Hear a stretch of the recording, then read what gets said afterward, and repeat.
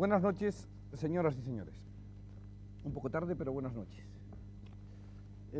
Se ha escrito recientemente que en este programa no se dramatiza, y el equipo de La Clave está muy contento de que sea así. Suponemos que es un elogio. Es decir, después de tanto tiempo, pues estamos muy contentos de que este programa sea lo más informal posible. Es como cuando se dice, por ejemplo, que los invitados pues hablan más de la cuenta. Bueno, quizás sea por lo menos de la cuenta que hablaron durante tanto tiempo. Es posible que no haya guión, pues por lo mucho que se guionizó durante tanto tiempo, etcétera. De modo que estamos muy contentos de que no se dramatice, y hoy precisamente vamos a hablar con quienes sí dramatizan, porque se trata generalmente de hablar de situaciones dramáticas, de una manera o de otra. Vamos a hablar no de la risa, pero sí del humor. Esto es complicado. Decíamos ya, anunciándolo la semana pasada, que esto del humor generalmente sale mal, porque cuando se habla de humor se pretende, o con frecuencia suele intentarse hacer reír y luego no se ríe, y quizás sea porque el humor no es una cuestión de risa.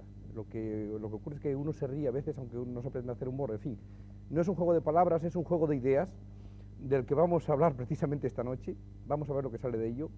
Para empezar, nosotros contamos hoy aquí con algunos de los representantes de las variedades más curiosas que hay con respecto al humor, es decir, desde protagonistas del humor, víctimas del humor o estudiosos del humor, o quizá de todo un poco todos ellos. En primer lugar, Máximo. Máximo, que además es el de menos presentación, puesto que es un colaborador nuestro, es un compañero nuestro del programa y es uno de los que discute sobre temas. Estaba un poco reacio a venir aquí. Máximo, en fin, es el de los dibujos del país, antes de Pueblo, Máximo, de Por favor, pero sobre todo también de escribiendo, tiene una larga labor. ¿Tú qué prefieres, el dibujo o la pluma? Bueno, la pluma de escribir. Siempre he hecho las dos cosas desde que recuerdo. Comprendo que la división del trabajo obliga a ciertas especializaciones, pero yo no soy capaz. Esto me hace pensar que nunca llegaré a nada, pero creo que siempre he escrito y he dibujado, siempre escribiré y dibujaré, y de cuando en cuando tengo otras debilidades y tentaciones, espero que no sean demasiadas. ¿Y lo del humor fue pretendido desde el principio? ¿Ha sido casualidad? ¿Cómo surge eso? Porque eso es interesante. Quizá no ¿Por qué deviene un humorista, ¿no? Oficial. No, no es pretendido desde el principio. Yo siempre creía además que hacer humor era una cosa imposible al leer las revistas de humor. Luego empecé a hacerlo cuando no sabía hacerlo, y después al ir aprendiendo quizá a hacerlo deja de interesarme. Y todo esto es muy complicado, pero quiero decir que para mí el humor es un ingrediente y un componente de las cosas, y cada vez siento menos interés por un humor tout court, que dirían estos señores. José Luis Coll. José Luis Coll. Coll. ¿Pero es con Kense el apellido o sí, es catalán? Mi apellido es catalán. Los catalanes se enfadan si no digo Coll bien. Está sin su tip completo, sin su media naranja, que a lo mejor todavía nos llega dentro de un rato. Es que tip, a lo mejor es un gag que nos ha preparado tip, pero en cualquier caso también es de viejo tiempo, José Luis. La codorniz, sketch, televisión antes, etcétera, etcétera, hasta esta coincidencia o esta convergencia del espectáculo típico. ¿Cómo ha sido todo eso? ¿Ha sido también la casualidad o es buscado?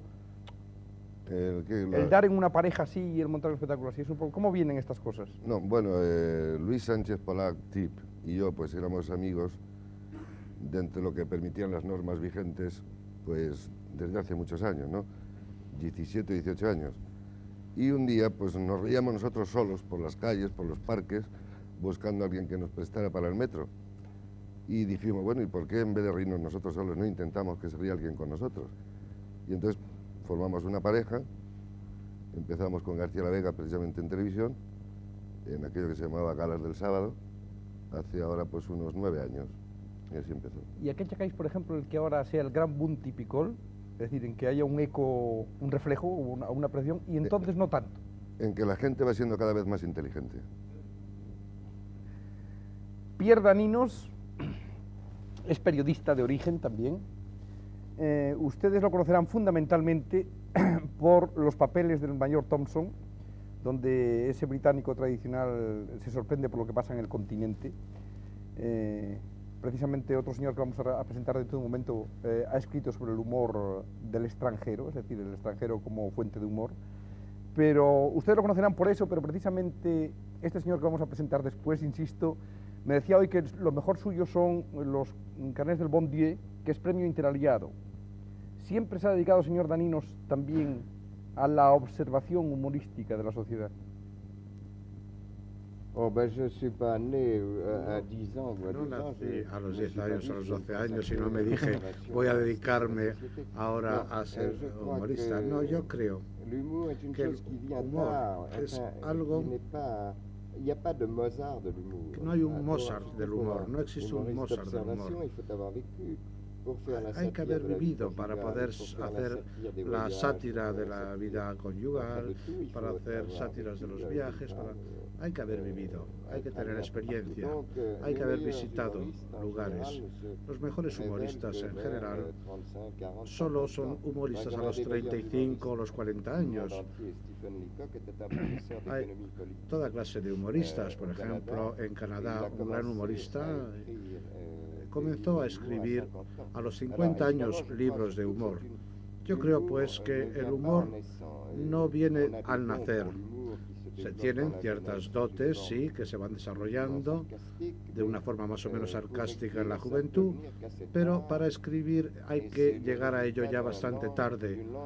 Y es el resultado de una larga progresión. Es una forma de ver las cosas y de ver la sociedad. Exige precisamente esta experiencia, entonces, este llegar tardío al humor completo, al humor pleno. ¿Es que exige el aprendizaje del gag o no es eso solo, es una actitud del espíritu? No, el humor viene con cierta edad. Tenemos, por ejemplo, un romancero como Rabuquet que a los 17 años fue capaz de tener unas obras maravillosas.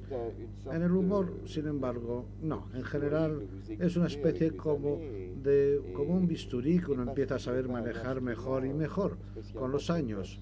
No es un instrumento precoz. Robert Scarpí es presidente de la Universidad Burdeos III, profesor de Sociología de la Literatura, de Teoría de la Comunicación, está comisionado de la UNESCO para el lanzamiento del libro, pero ustedes probablemente lo conocen porque aquí en España, señor Scarpí, durante muchos años hemos tenido que leer Le Monde, no es leer Le Monde, hemos tenido que leer Le Monde.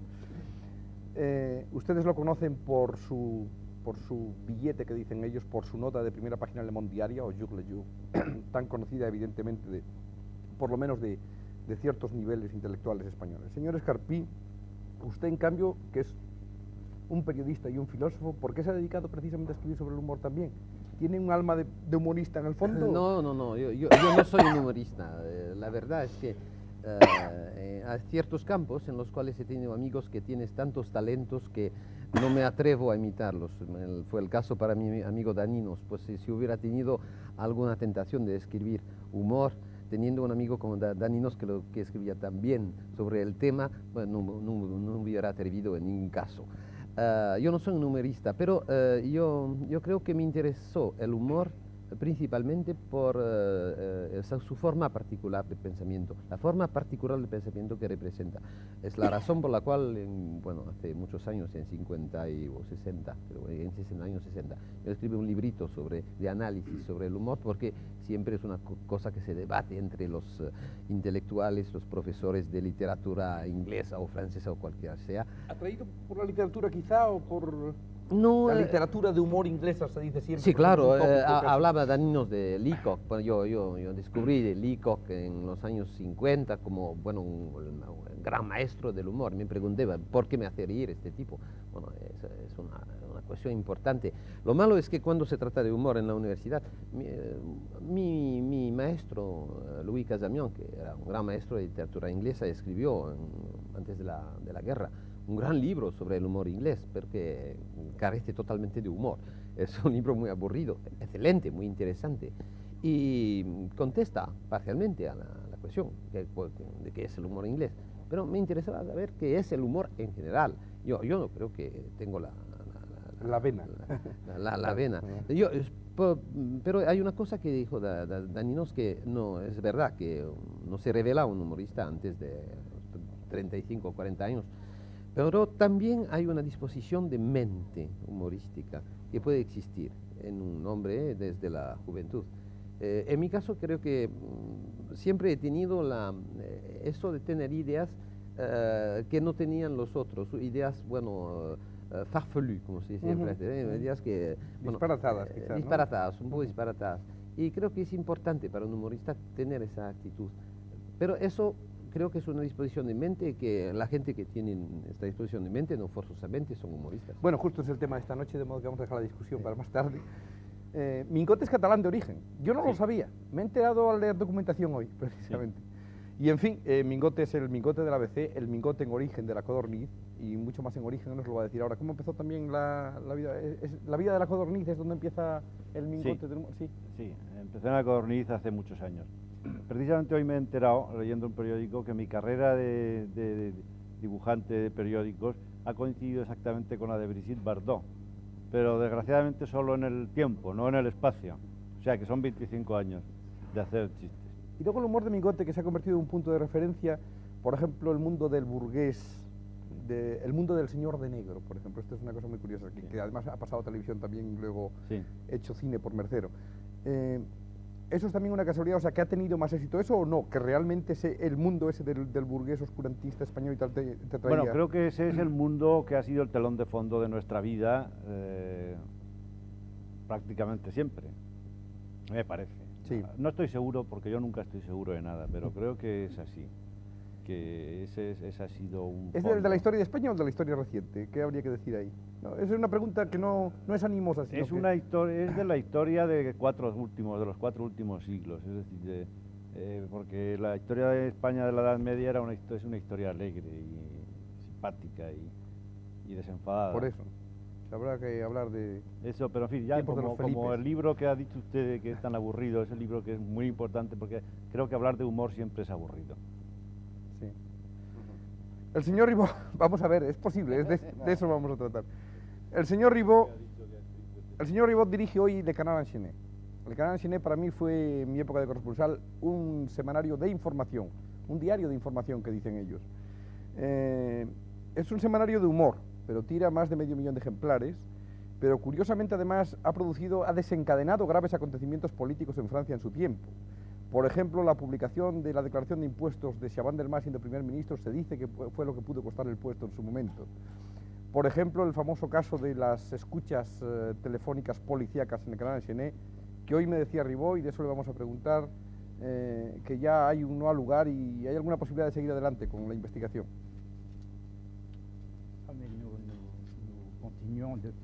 Desde 67 años nosotros seguimos, fecha en que se inició este periódico. El humor para nosotros es un sector de la sátira, porque ustedes saben que nuestro periódico es fundamentalmente un periódico satírico, pero es un sector importante.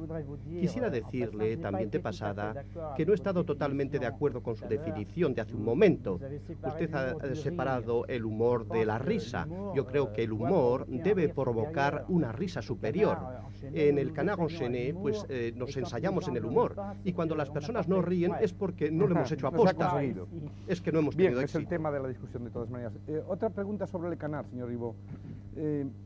Sin revelarnos ningún secreto, genéricamente hablando, ¿de dónde proceden las fuentes de información? Es decir, ¿cómo un semanario de humor en origen ha conseguido introducirse en fuentes de información realmente importantes que otros periódicos con más medios no han conseguido?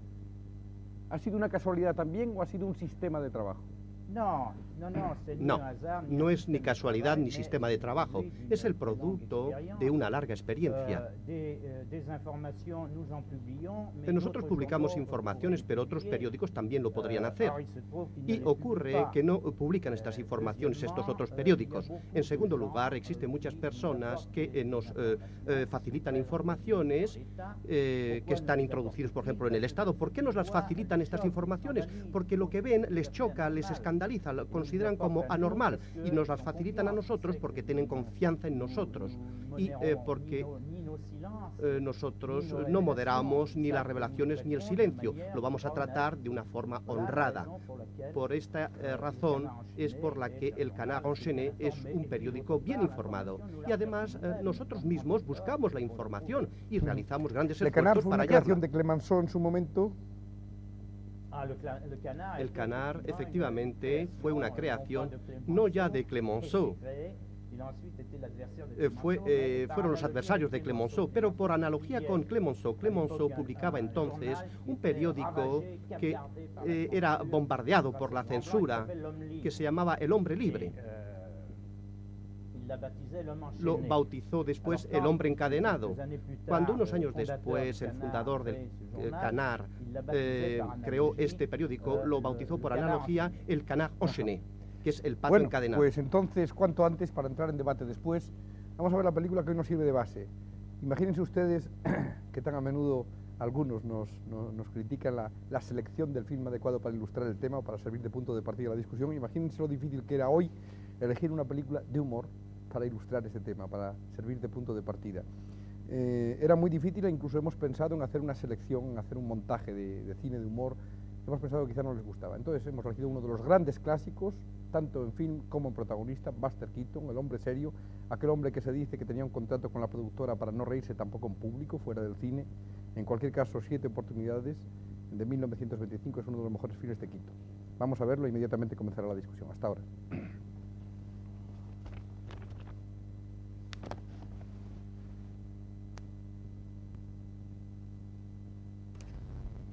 Bueno, Buster Keaton.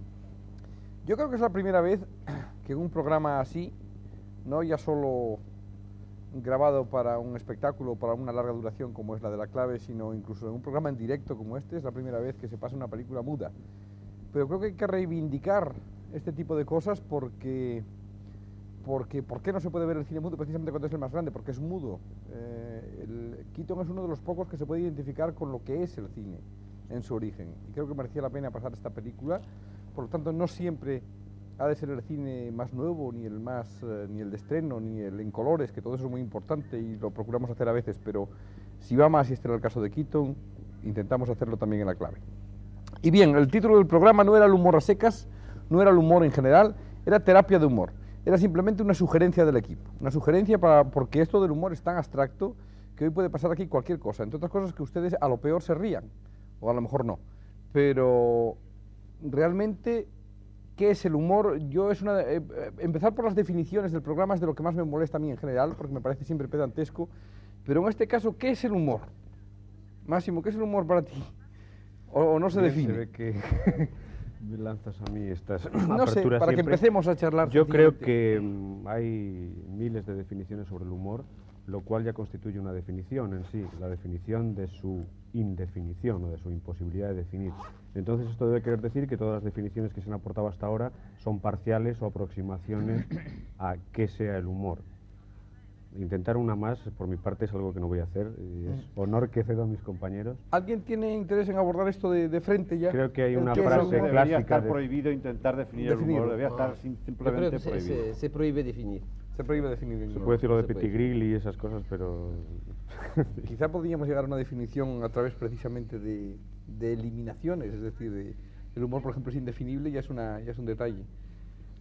Bueno, pues entonces si es indefinible vamos a hacer aproximaciones. Por ejemplo, del humor han escrito filósofos, en general, es una cosa muy curiosa. Por ejemplo, Freud, por ejemplo, Bergson, etc. Y casi todos consisten en que es una especie de exudación de la agresividad del individuo. ¿Vosotros los humoristas os sentís así, os sentís agresivos y que eso os libera? ¿O no es verdad? No, tampoco. No, yo creo que... No, yo creo que hay una diferencia esencial entre el humor y lo que en francés llamamos el espíritu, el esprit. El humor es una cosa que lo abarca todo, es una tendencia que hace reír, pero que no es necesariamente cáustico, mientras que lo que en francés llamamos esprit es más bien cáustico. Por ejemplo, Capure, cuando se anunciaba que alguien había muerto,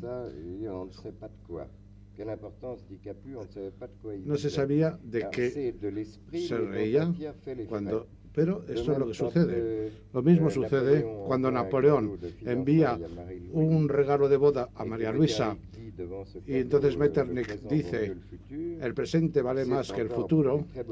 Es todavía es un humor, pero es el humor que en francés llamamos split. Ahora, lo que se llama verdaderamente humor en francés es el de Tati, por ejemplo, diciendo vivo por encima de mis medios de tal forma que vivimos aparte. mis medios y yo. Esto es un verdadero humor. O Mark Twain, por ejemplo, también dice que nadie sufre por el humor.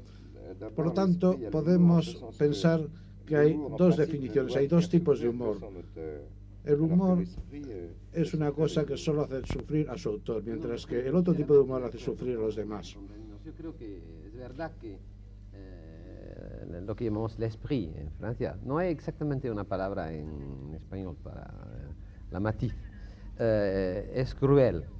Y el humor no lo es desde un principio, pero puede ser cruel. Hay dos cosas, saber qué es el humor y de qué sirve. Y el humor puede servir de revelador, es una visión, cierta visión del mundo. El humorista es un hombre que tiene una visión del mundo. La tiene naturalmente o la tiene porque quiere tenerla. Es una visión a veces reveladora. Y como todo lo que es revelador puede ser muy cruel, puede ser muy eficaz como arma. Es decir, que yo creo que la distinción entre la crueldad del esprit y la especie de gentileza, eso es, del humor, no creo que es un hecho fundamental, porque hay humores feroces, hay humores que sirvieron de armas a los pueblos en sus luchas, y hay humores que mataron a gente. Freud en general siempre lo explica como un estado de agresividad, es decir, se descarga sobre el prójimo, que en ese caso hace de enemigo la agresividad latente. Pues no sé, yo pienso que es que hay muchos tipos de humor, no, pues, no se puede hablar de un humor... Estamos viendo que hay que definirlo porque dice, bueno, hay que distinguir el humor, luego entonces alguna aproximación hay que hacer a ello. Es más, yo creo que siento que Freud no esté de acuerdo conmigo, en el sentido de que si él cree que es agresividad, yo creo que es defensa. Bueno, también se plantea eso, sí. Me parece que el humorista normalmente lo que hace casi es defenderse con un arma más o menos grotesca o graciosa o hasta tímida. También se dice que todos los humoristas somos o son tímidos, y puede que sea verdad, pero sea la consecuencia de esa defensa. Creo que el humorista no aborda los temas importantes con profundidad, con filosofía, con trascendencia, pero no da esa trascendencia, sino que la esconde en el humor, la disfraza, y quizá lo que hace es defenderse. ¿Puede haber una manera tímida de transmitir un mensaje, quizá? De no darle... además, creo que dentro del humor, pues... No, yo creo que hay algo en lo que dice Cole, hay algo de verdad. Hay una historia de este rey que se mostró desnudo al pueblo diciendo, mire el vestido que tengo, y todo el mundo admiró al vestido por adulación, al rey. Todo el mundo admiraba el vestido de rey desnudo, hasta que vino un niño que dijo, pero está nudo. Y era un niño naivo. Bueno, el humorista es el que ve a los reyes desnudos y lo dice. Y bueno, y lo dice porque es natural. No puede hacer otra cosa que decirlo. Y naturalmente a veces esto puede tener consecuencias enormes. Y a veces ser simplemente una manera de defenderse contra la mentira. Yo querría, antes de que se abandonase el tema, perdón, de la agresividad, puesto que la autoridad de Freud es bastante importante, y puesto que Freud no distingue más que, no cree que haya... Habla de defensa también, ¿eh? Habla de defensa también. Bien, pero él hace mucho hincapié en lo de la agresividad, entonces yo pienso que aparte de que Freud tenga un sentido siempre muy pesimista de la existencia, examina el humor. Yo creo que es agresivo casi siempre. Incluso cuando no lo parece puede haber un motor más o menos oculto de esa agresividad. Pero me parece que hay una faceta del humor que a lo mejor Freud no estudia demasiado, que es ese humor compasivo, o ese humor expresivo de las cosas desde una revelación resignada, ese humor en la que el humorista se incluye, ese humor en el que se describe esas incongruencias de la vida de que habla Leacock y tal, pero con aceptación de esas cosas, quiero decir, sin daños a terceros, sin querer causar estragos, o no más estragos de lo que la revelación de la realidad pueda causar, pero a todos, tanto al agredido como al agresor. A mí me parece que el humor lo que tiene que tener por encima de todo es una gran carga de ternura, porque si no tiene ternura, para mí no es humor, yo le llamaría cualquier otra cosa. Creo que esencialmente el humor lo que tiene que tener es eso, es caridad, poesía, ternura. Tenemos, para mí hay una secuencia de una película de Chaplin, que no recuerdo en este momento el título, pero es una de las mejores de él, la de aquella chica que se queda ciega, ¿cómo era? Que él va a la cárcel por ella y tal. Esa situación de que el hombre que sale de la cárcel, porque ha hecho una cosa para salvarla a ella ha recobrado la vista, no sabe quién es él, y él se encuentra un tipo estrafalario donde los chicos le sacan las camisas por detrás del pantalón, y entonces ella lo mira y se ríe, y en ese instante no le importan ni las risas de la gente ni nada, sino que la reconoce. O sea, hay un momento tan poético, tan bonito, que ahí es donde se produce el humor. Yo creo que el humor, cuando es agresivo, cuando es cruel, para mí no es humor, yo le llamaría caricatura, gracia, sátira, ironía. Claro, sobre esas variedades habrá que ir. Ribó quería decir algo de esta manera. Pienso que efectivamente existen muchas especies de humor. Puede ser tierno, feroz, cruel, humor negro también, pero considero que el humor sobre todo es un decapante. Cuando las cosas son demasiado complicadas, un rasgo de humor, pues lo revela inmediatamente el fondo de las cosas. Y yo creo que el humor sobre todo es una forma de marcar, de fijar exactamente las distancias con respecto a los acontecimientos y con respecto a los hombres y a sí mismo. Yo creo que el humor es un humanismo y el humor que se ejerce con respecto a sí mismo es el más difícil a menudo. El señor Máximo contestaba y recordaba que un maestro del humor decía, se le preguntaba la definición del humor y decía, es la amable contemplación de las incongruidades de la vida y los resultados que resultan. Es la mejor definición porque es la mía, decía él. Y ahí existe mucho de cierto en todo esto, en todo lo que usted decía. Es una forma de traducir las incongruencias de la vida. Puede ser feroz o puede no serlo, pero es una inclinación natural para traducir el espectáculo que tenemos ante nosotros, ya sea político, ya sea únicamente sociológico. No, yo creo que hay una manera de conciliar los puntos de vista. La verdad es que el humor de base es una actitud que es decapante, que revela. Y revelar siempre es cruel, siempre. Ahora bien, en el humor siempre hay que tiene que tener otra cara, otro aspecto, el aspecto de simpatía humana. Este aspecto de simpatía humana se puede lograr en varias formas. En el caso de Daninos, por ejemplo, el humor de Daninos, se revela porque él en realidad es un moralista, es un observador de la naturaleza humana. Y la naturaleza humana la observa sin ninguna antipatía, al contrario. En el caso del Canard Enchaîné, por ejemplo, de un periódico satírico, sabemos que es porque la causa que defiende es una causa generosa. Si un periódico de tendencia fascista, por ejemplo, trataba de utilizar el humor, fracasaría, porque la causa que defendería no sería una causa humana, una causa con calor humana. Así es que hay varias clases de humor. El humor engagé o no engagé. Las ideologías, curiosamente dictatoriales en general de cualquier color, generalmente nunca tienen sentido del humor. Eso sí es curioso. Es natural. Se produce siempre. Natural. Un dictador no puede tener sentido del humor porque no sería dictador, porque se moriría de risa de sí mismo. Entonces yo pienso, hablando de esto, que la aspiración del humorista debe ser simplemente la lucidez. Es decir, el llegar a ser ese niño que ve al rey desnudo y lo dice, que da tanta risa. De modo que creo que en definitiva solo el humorista es solo un hombre lúcido. Sin embargo, ve las cosas como son y las cuenta. En las intervenciones de todos ha habido un poco, Dani nos ha dicho algo, Ribó también, del reírse de sí mismo. Es decir, el humorista no debe ser con los demás más salvo consigo mismo. Sí. También lo de reírse de sí mismo. No hay... ¿Por qué esa actitud un poco...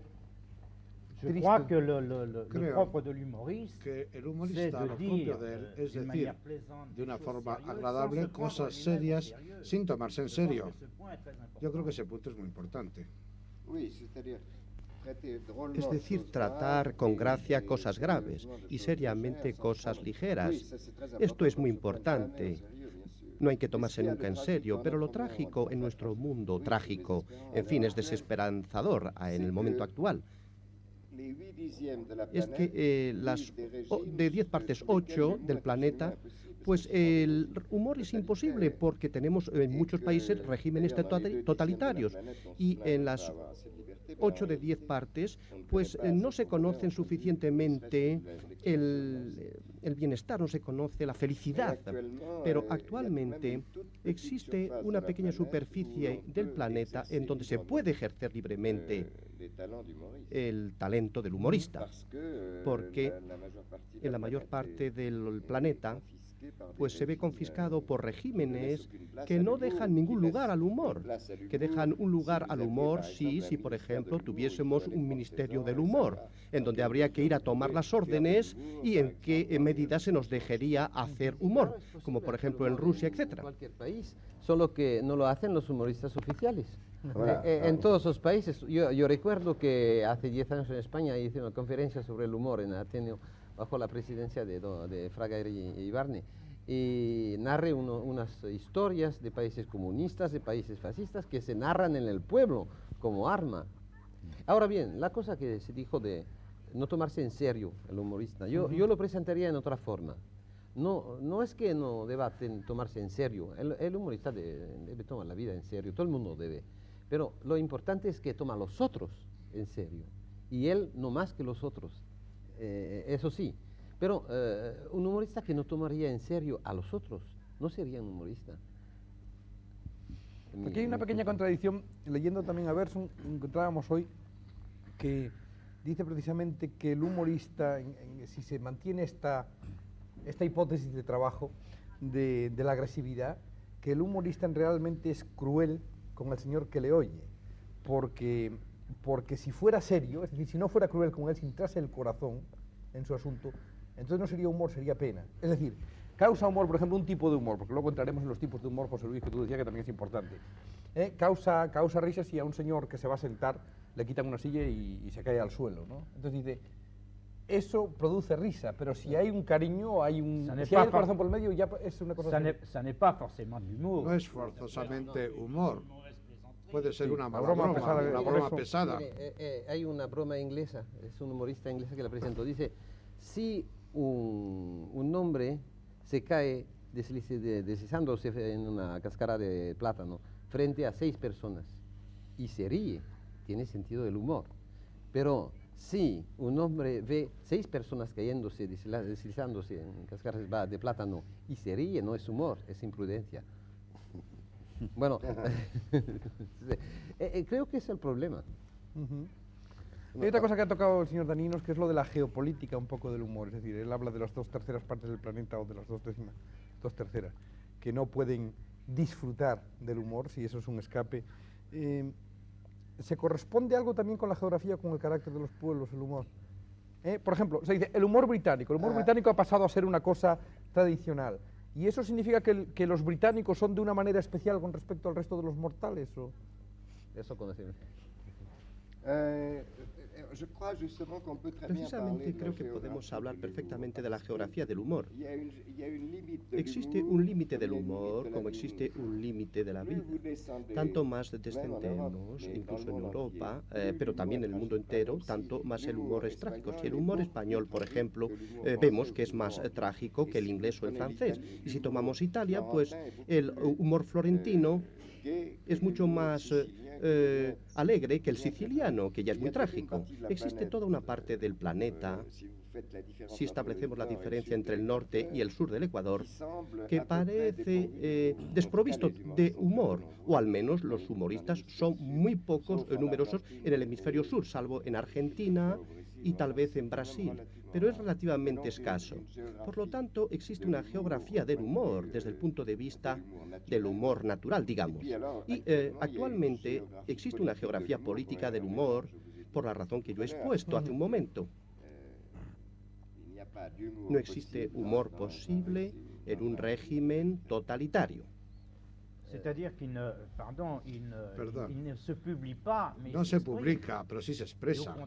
Y por el contrario, muy a menudo es una terapia por medio del humor. No hay mejores chistes que los chistes polacos, por ejemplo. Y los checos, los de Checoslovaquia. Son historias que no se publican allí, se publican en otros países. Mrożek publicó sus libros en Polonia y conoce sus libros. Esos son libros de humor magníficos, magníficos. La historia del niño que quería saber que era una jirafa. Y fue a ver primero a su tío, el católico, que empleó el método católico para saber las cosas, meditando. Dijo, la jirafa es un animal mitológico con 3 patas. Y entonces fue a ver a su tío comunista y le preguntó qué es una jirafa. El tío dijo, bueno, a ver, no hay jirafa en Karl Marx, no hay jirafa en Lenin, no hay jirafa en las decisiones del 20º Congreso. Bueno, entonces yo prefiero no tomar posición. Bueno, es una historia de Mrożek publicada en Polonia. Que ha été publié en Pologne. Que ha sido publicada en Polonia hace poco tiempo. Hace 10 años.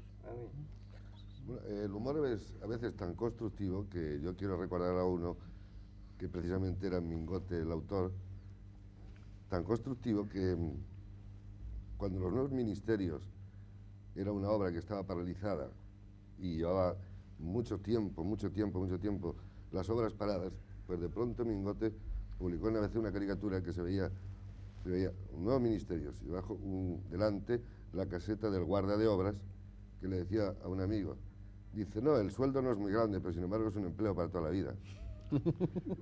Y quiero recordar que a partir de ese momento enseguida se reanudaron las obras de los nuevos ministerios y se acabaron. Pero creo que había que hablar de muchas clases de humor. A propósito de esto, el humor periodístico es un humor no distinto, claro, pero es un humor, digamos, bastardo, que tiene una finalidad y un papel del cual sabe mucho más que yo, Máximo, que además lo explica mejor porque es un gran explicador. Pero y no quiero, por supuesto, no podría estar en desacuerdo con el señor Daninos, que de esto sabe mucho más que yo. A propósito de la geografía del humor, creo yo que hay más humor en los países que, primero, que son más ricos y segundo, que están mejor educados, me parece. Entonces creo que por ahí habría que ver si era posible hacer un mapa del humor sobre estas bases, de la riqueza y de la buena educación, que casi siempre van unidas las dos cosas, claro. Ya, pero normalmente. Eso quizá pueda darse en un pueblo, pero cuando es en una persona yo creo que es todo lo contrario, porque yo conozco pocos ricos y educados con un gran sentido del humor. Con sentido del humor. C'est très difficile de... Oui, moi non plus. Sí, yo tampoco.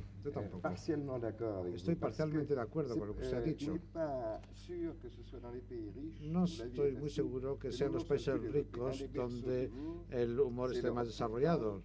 Por ejemplo, tenemos Europa Central, el caso de Europa Central, que de ahí han nacido los mejores humoristas de nuestra época, antes de que la Europa Central no fuera ocupada. Y ahora esta fuente de humor, con una o dos excepciones, está completamente cerrada.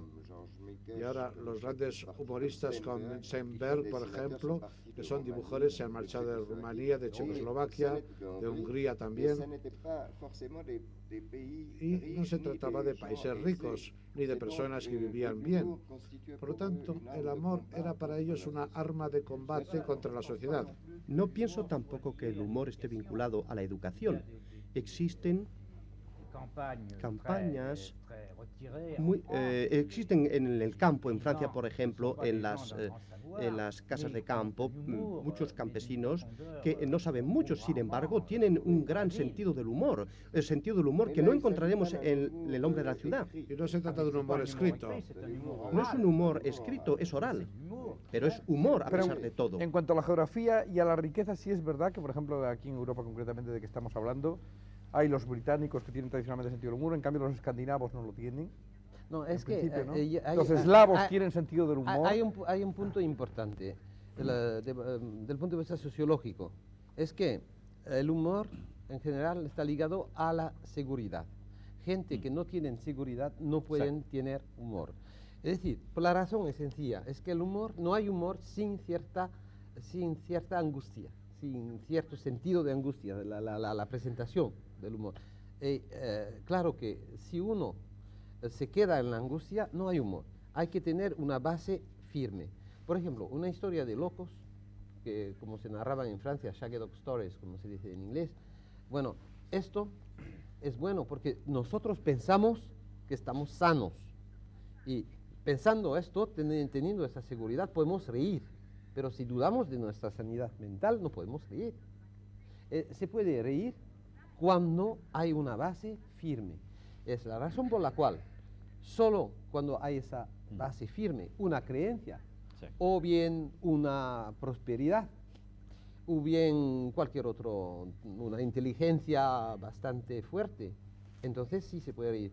Es la razón por la cual, en mi juicio, se desarrolló el humor en la Inglaterra victoriana, porque había una clase precisamente que tenía esa seguridad. Exacto. Si se mira al humor de A.P.H., de Alan P. Herbert, es un humor típico de la clase mediana alta, de la, que mira al pueblo con, naturalmente, sin hostilidad, pero fuerte en su posición social.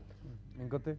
Eso estoy muy de acuerdo con esto. Ahora, en cuanto a lo de Dios me libre de hablar de política, no, espero que no caigamos en esa trampa, pero a mí también se puede si pero en cuanto a lo de que no hay humor en donde no hay libertad, también seguramente podría ser discutido.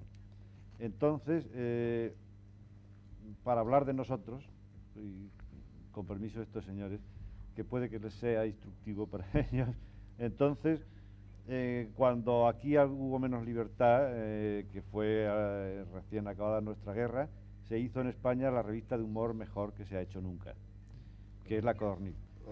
Entonces, ahora tengo que hablar de Miguel Miura, de lo cual los españoles al menos... Íbamos a hablar al final, pero ya que estamos en conversación, hablamos ahora mismo. Al menos hablemos de Miguel Miura, que es de lo que casi es lo único de lo que debíamos hablar, al menos los españoles, puesto que se ha muerto ayer.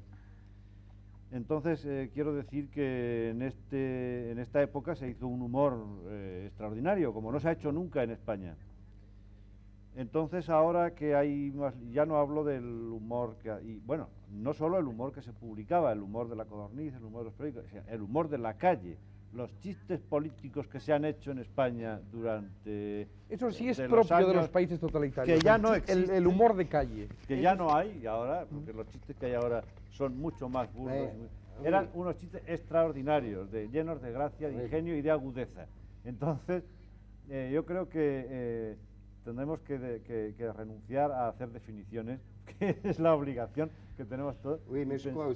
Sí, pero las definiciones son imposibles para el humor. Pero lo que usted dice está conforme con lo que sucede en todo el mundo. Uno de los mejores humoristas es Apple Fromm, un americano. Escribió una crónica hace poco donde describía la vida en América, en Estados Unidos, cómo era la vida, y dice que un día se vio ver por última vez a un americano sonreírse o reírse, porque decía que el mundo actual, América actual, era demasiado seria. Volviendo a esto de la gráfica del humor, por un lado, o la geografía del humor, mejor dicho, por un lado tenemos países donde no se puede ejercer el humorismo, y luego países como Francia, como España, como Italia, como Inglaterra y Estados Unidos, donde el vocabulario es tan aburrido hoy que la gente ya no ríe de la misma forma, porque un señor que ha hablado todo el día de estructuras, de parámetros, del largo plazo, del corto plazo, esa persona tiene la boca ya completamente bloqueada, no puede reírse como se reía antes. Y por esa razón, porque el vocabulario es muy importante, el vocabulario tecnocrático deforma a la gente y hace que la vida sea aburrida. Tomemos el ejemplo de los periódicos en París, por ejemplo, que conozco muy bien, puesto que he sido periodista. Yo iba al periódico a las 7 de la noche y estaba en una sala de redacción donde estábamos durante una hora hablando, contando chistes, y empezamos a trabajar mucho más tarde. Y aparte del Canard Enchaîné, que es una excepción, Hoy ya no es así. Hoy hay 10 salas de redacción, hay 20 redactores jefes y ya no se cuentan los chistes, ya no se toma la vida en broma como antes. Ya no nos contamos los cuentos que nos contábamos antes. La vida se ha hecho mucho más seria, incluso en los países totalmente libres. ¿Y por qué? Y una de las razones es el vocabulario. Otro aspecto de la cuestión, esto es importante, y efectivamente, si la vida hoy es menos humorística. Quiero volver a lo que decía usted hace un momento. Usted decía hace un momento que existían periódicos bajo el antiguo régimen español, en donde revistas donde había mucho más humor que ahora, y además chistes en la calle que se contaban y que eran feroces. Pero ustedes utilizaban entonces el humor como un fenómeno de compensación. No podían ustedes utilizarlo como una forma de combate político, de lucha política, de crítica política. Este es un hecho, fuera del humor. Tiene una gran importancia en el sentido que encierra. Y en el Canard Enchaîné lo utilizamos así, sobre todo, ya que pensamos que el humor debe utilizarse contra los poderosos, contra los hombres que tienen el poder y que necesariamente tienen tendencia en abusar de este poder. Y podemos servirnos de este humor, entonces, para situarlos en su lugar. En el Canard Enchaîné, cuando algo nos choca, nos llama la atención, nos parece escandaloso, pues tenemos la reacción primaria que consiste en indignarnos. Si nos mantenemos aquí en esta fase, entonces esto no es suficiente. La segunda reacción que debe de proceder, a la que debemos proceder, es la de reírnos. Es la divisa un poco que tenemos nosotros que enmarcarnos. Es decir, que nosotros tenemos que hacer ver esto como personas no malas, sino ridículas. Y a través del humor nosotros lo definimos mucho mejor y los decapamos mucho más claramente. En cuanto al futuro del humor, sobre ese tema quería citar, porque es importante, en mi juicio, el más grande humorista del siglo, tal vez, James Thurber, un americano, que fue el alumno de Mark Twain y creo el sucesor de Mark Twain. Murió hace pocos años y antes de morir, joven, tenía 50 años, poco más o menos, antes de morir escribió una autobiografía que se llamaba Mis 48 años con James Thurber. Y en ese libro explicaba que se terminaba el papel del humorista en Estados Unidos. Y decía, la razón la veo en lo siguiente, es que esta gente se toman en serio. Y se toman en serio en forma definitiva. Dice, la razón por la cual ya no hay un humor americano, bueno, hubo un humor americano con el New Yorker y toda la generación, y dice, ya no hay, es que ahora podemos pronunciar la palabra americanismo sin reír. Los ingleses no dicen inglicismo, los franceses no dicen francicismo, los españoles no dicen hispanicismo. No, nosotros sin decimos, reír. Sin reír. Nosotros decimos sin reír americanismo, antiamericanismo. Ya se acaba, dice. Ya no hay humor, es imposible. ¿Nunca te quería decir algo? No. Lo del humor y el poder que ha tocado Ribó a mí pero me bueno, interesaba es que bastante. dice de lo de primero la indignación y luego poner en ridículo aquello que nos parece mal. Bueno, cuando eso se puede hacer es estupendo, ¿no? Y claro, nosotros hemos estado muertos de envidia de pensar que en Francia podían hacer eso durante muchos años, pero cada uno empleaba el arma que tenía. Entonces nosotros, pues cuando, hablando de la codorniz aquella primera en la que yo empecé, pues allí se ponía en ridículo pues todo lo que era más respetable para la clase que podríamos llamar dominante en aquel momento. De modo que eso yo creo que era una manera de luchar y una manera también una manera política de bueno, curiosamente querría decir algo a propósito de esto, que sea para salir en defensa de unos años negros. Yo creo que en unos años en que todos los periódicos publicaban unos editoriales unánimes, hacían unos elogios convencionales y obligados de la política oficial, había unos señores que, jamás hicieron un elogio de lo que en el resto de las páginas y recuadros de ese periódico era elogiado.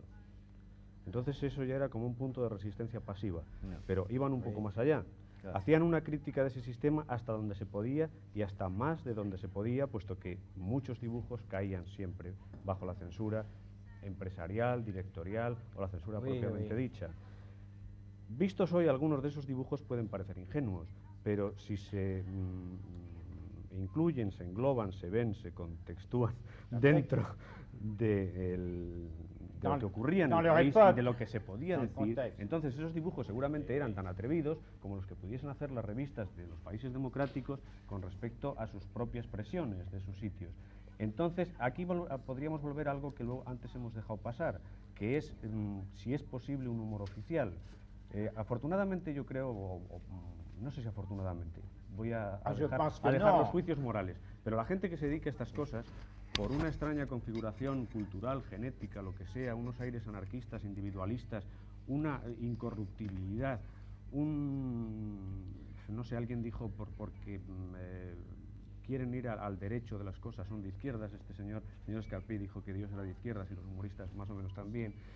Siempre están a la contra de esos poderes constituidos en cualquier sitio. Creo que en Francia, cuando Napoleón, los ingleses hacían unas campañas feroces de caricaturas contra Napoleón, y Napoleón y sus servicios de propaganda llamaron a señores tan importantes como David y a otros, les pidieron unas caricaturas magníficamente pagadas para la época, que no tuvieron ningún éxito. Quiero decir que difícilmente el poder encuentra nunca nadie a quien encargarle nada. Entonces, en las situaciones más negras políticamente o más totalitarias, hay un humor más o menos crítico, lo que difícilmente es hay un humor oficial, supongo que ni en este país, ni en la Unión Soviética, ni en Tengo que decir que en cambio últimamente está un poco de moda otra cosa. Nasser, el presidente Nasser, parece que tenía pagado a un señor encargado de explicarle los chistes. Hay excepciones, que ¿no? se contaban por la calle, e incluso el tipo de humor político que usaba el pueblo. Parece que también lo tuvo Nixon, y hay quien dice que Carter, yo no lo sé, pero el caso de Nasser parece bastante claro. Entonces, quizá lo que ocurre, y por ejemplo, en los discursos de Carter parece que hay bastantes concesiones al humor popular. O sea, quizá lo que se quiere utilizar es como arma política hoy por parte del poder. Eso es la verdad. Hay una recuperación del humor popular. Hay una recuperación. Hablábamos de los chistes españoles. Hubo una recuperación de los chistes por el régimen. O por los partidarios del régimen. Hasta cierto punto era una manera de desarmar una posición. Sí. Yo conozco... de justificarse. Esa es otra parte del problema. Que sí, es otro aspecto, pero es importante, ¿eh? Sí. Es importante. ¿Hasta qué punto esa asunción es una utilización, instrumentación, utilización? Porque coartada, eso pasó en España poco, pero pasó en otros países, y pasa en países totalitarios que conozco, donde el humor de oposición se recupera. Hay un libro, le aconsejo leer, este libro que se retiró de la circulación, dicen por orden de la CIA, de Bill Mauldin. Bill Mauldin es un dibujador muy interesante, el que inventó Satzak. Era encargado de dar voz a la crítica del soldado americano durante la guerra, Satzak. Lo inventó, el personaje de Satzak. Y después de la guerra, poco a poco lo abandonaron porque creía que podía seguir, y él lo explica en ese libro que ya no se encuentra. Sí. Y al fin y al cabo, creo que es el Washington Post o algún periódico de ese tipo que le contrató para hacer un dibujo político, de crítica, libre, de humor, cada día. Y se preguntó, pero ¿por qué estos me autorizan a mí, me piden, me pagan a mí para hacer eso? Y dijo, bueno, después de meses entendí que así se daban la imagen de un periódico libre e independiente, dando voz a la crítica, pero poniéndola en el marco del humor, que es inofensivo. Me da la sensación que el señor Mauldin, que es una de las excepciones a este gremio que yo he hecho ahora, siempre daba una versión tremendamente oficialista del Departamento de Estado de la política americana, en contra de Herzog, por ejemplo, que siempre eran dos dibujantes muy parecidos y muy tradicionales, que seguía una línea más independiente. Porque esto que he dicho, que el poder difícilmente encuentra a un señor que haga unos dibujos a su aire, es una regla que tendrá sus excepciones como todas. Pero, por ejemplo, yo en España no las conozco, las excepciones. Yo quería decir que estoy perfectamente de acuerdo con lo de Nasser y lo de Nixon. Más con Nasser porque el pobre Nixon, después de lo que le ocurrió con lo del water, estaba bien. En el sentido de que quería recoger la opinión humorística del pueblo para gobernar. Porque yo creo que el humorista es un cronista y se puede saber la vida de un pueblo perfectamente, sus costumbres, sus leyes, represiones y libertades a través de los humoristas.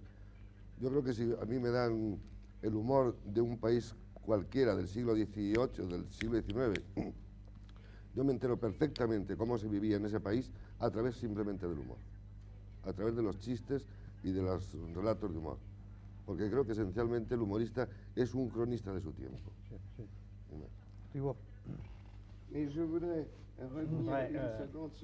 Quisiera hablar un poco de nuevo sobre lo serio.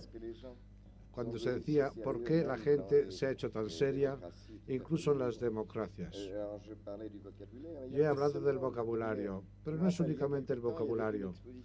Hace poco hubo una exposición en París con los dibujos de Steinberg, que es un dibujante humorístico americano, muy conocido, y yo reía con sus dibujos, y una señora que pasaba me dice, ¿usted se ríe? Digo, sí, es muy divertido.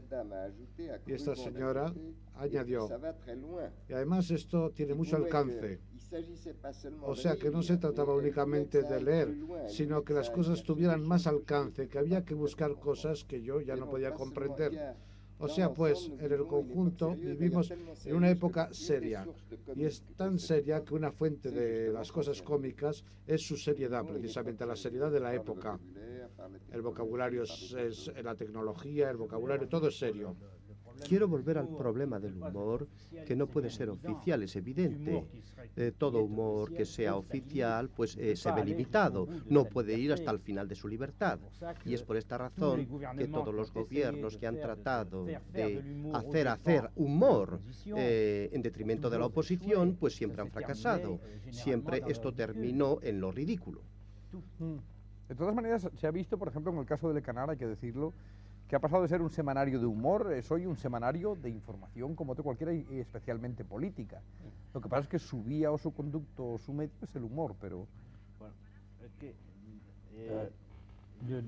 Pardon. Los dos, sí, es igual. No, je voulais dire, vous avez tout à fait Quería decir que tiene usted toda la l'information razón, peut pero être la de información l'humour. también puede ser humorística, igual que el humor puede ser información. No, que quería decir que, hablando de España, ahora mismo, que creo que hay un exceso de política en el humor y que me ha venido a la cabeza esta idea a propósito de Steinberg, que ha nombrado el señor Danino, que es el dibujante, creo yo, que más admiramos. Hay una exposición suya ahora mismo. Ahora mismo hay una exposición en Madrid, que es el dibujante que casi todos los humoristas admiramos más. Y este nunca ha hecho que yo sepa política en sus dibujos, ¿no? Bueno, por elevación y en el gran sentido. Ah, por elevación.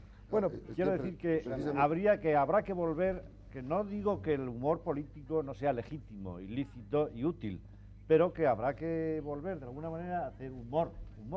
Claro, es que precisamente por eso el éxito grande de la Codorniz de los primeros tiempos, de la Codorniz de los años 40, de los años 50, era porque hacía humor puro, sin más. Yo también estoy de acuerdo que... era menos puro de lo que parecía, pero... la política, el sexo y tal, pero el humor puro es mucho más difícil que el otro humor, porque el otro humor es un tipo de humor, yo digo, de segunda división. Sí. Es mucho más difícil hacer un chiste como aquel famoso de Tono, que decía, dice, ¿usted por qué lleva un reloj con dos esferas? Decía, pues para que puedan ver la hora dos personas al mismo tiempo. Entonces, a mí eso me parece genial, ¿no? O aquel otro también de Tono, dice, ¿usted por qué? Dice, yo siempre cuando me cuesta dejo en la mesilla de noche un vaso con agua y otro vacío. Dice, el de con agua por si tengo sed y el vacío por si no tengo. Yo creo que ese tipo de humor es el difícil. Pero a Tono hay que quitarse. Meterse con un ministro, meterse con Nadiuska o meterse con el sistema, eso lo puede hacer cualquiera. Bueno, hay que tener en cuenta el contexto y cómo se produce el humor y lo que estimula al humorista. Yo no soy un humorista profesional, pero de hecho lo soy. El tipo de producción que hago en el Monde se considera como humor. Bueno, ¿qué pasa? Es que yo conecto a las 7 de la mañana o a las 6, yo conecto mi radio, mi transistor, y oigo las noticias y reacciono a una noticia. claro es que 90% de las noticias son políticas. Claro. Y voy a tener una reacción política. Claro que si hay otro acontecimiento, voy a reaccionar a otro acontecimiento. Una de las cosas que suceden es la política, una de las cosas que suceden, Sí, pero no la única, como ahora parece no, ser. una de las cosas, claro. Bueno, luego también habría que distanciar entrar- dos políticas.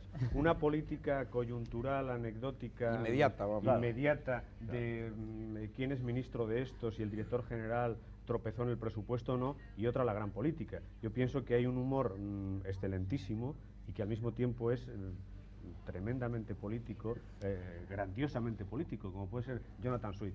Sí, claro. Por hablar solo así. Entonces, si hay una crítica de la Inglaterra de su tiempo y de sus instituciones, sin ninguna clase de reservas y sin ninguna clase de excepciones. O sea, lo que Jonathan Swift dice, no de los ministros, que dice muchísimo, y de los primeros ministros, sino de instituciones tan intocables como los tribunales, como las Fuerzas Armadas, como etcétera, etcétera, pues ahora mismo, incluso en los países más democráticos, no sé si en Estados Unidos podría hacerse esto, creo que, a excepción de los Estados Unidos, algo Inglaterra, no sé, Francia, es inviable que alguien escribiese los viajes de Gulliver con esas analogías tan diáfanas y tan claras. Y al mismo tiempo me parece un humor con toda su impavidez, toda su agresividad. No, Vous avez raison. Tiene usted razón, Les institutions, pero elles las sont instituciones incarnées par des hommes, se ven les encarnadas ministères por hombres. sont occupés par Los des ministerios ministres, están la ocupados por justice est ministros, rendue la par des justicia la hacen los jueces. on peut faire une Y critique podemos globale establecer de una las crítica institutions, global de las faire aussi une instituciones, pero critique también de la podemos manière hacer una dont crítica de les la forma de cómo las instituciones son gobernadas, son utilizadas por aquellas personas que las dirigen. Se puede hacer una defensa crítica. del humor político. Esta es otra variante. En el del caso, día. en el O caso Jung de Leyó. Swift, si me permite, en el caso de Swift, hay claves. Digo, ataca a personas en los viajes de Bueno, Gulliver. claro, porque Claro, para pero nosotros esas personas están borradas. Ya pero- olvidamos las claves, Claro, pero sabe en su que tiempo borrar. atacaba a personas. Claro. Y recuerdo que un libro que escribí hace muchos años, Littératron, yo atacaba a personas. Y después, cuando se tradujo al ruso, en Rusia lo consideraron como una crítica a la burocracia rusa, lo interpretaron así, pero y olvidaron el ataque personal. Bueno, Bueno, eso es natural, eso pasa en el humor. Ese doble juego del humor es tanto más importante, claro, y si es triple mejor todavía, eso está claro, esos niveles. Pero bueno, es que hemos rehuido la definición de humor, pero en cambio evidentemente sí hay diferentes maneras de manifestarlo, ¿eh? Hay la parodia, y la alegoría, y la ironía, y la sátira, y la caricatura. Precisamente por eso, porque Justo- hay tantas variedades Claro. en el humor, no se puede definir el humor, no se debe definir. Lo que se decía está el humor satírico, el humor sarcástico, el humor político, el humor del sexo. Hay tantos tipos de humor que no se podría decir el humor es esto, ¿no? Además es peligroso, mira.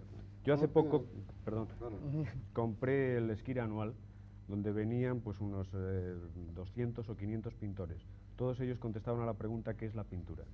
Todos daban definiciones distintas. Curiosamente, cada una de las definiciones coincidía con el modo de pintar del señor que definía. Entonces, este egocentrismo en la definición, que casi siempre justifica la teoría, el propio trabajo, es tan grotesco que, en fin, hay que decir que la pintura es todo lo que está dentro de un marco. La pintura es usted. Y que además las definiciones se hacen después de la obra. Cuando se dice lo de la ternura, pues entonces tú estás pensando en humoristas tiernos.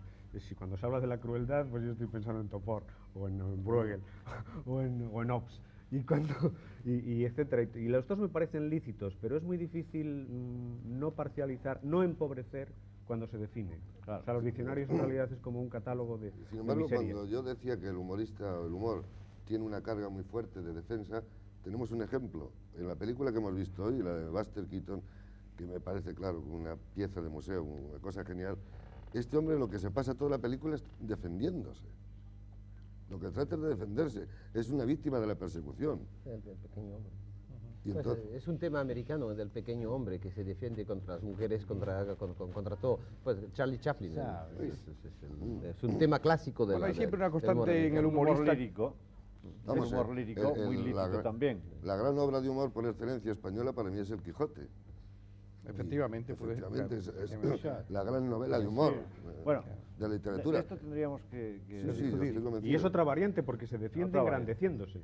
Quiero decir, casi siempre el humorista tiende a una especie de venganza o de ridiculizar, compensación sí, del débil. Casi todas las tiras dibujadas, la bande dessinée, se basan en un señor a quien todo le sale mal. O el mismo Charlie Brown y tal, del que se ¿Sabe puede que hablar también muchísimo. hay Y una el Quijote reivindica todo eso, pero... Hay una interpretación del Quijote, hay una interpretación del Quijote que es una interpretación política y satírica.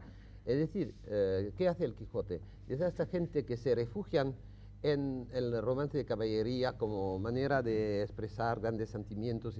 Él dice, vamos a vivirlo, ¿sabes? Vamos a vivirlo. Y entonces es humor, sí, es un humor satírico, cáustico, terrible.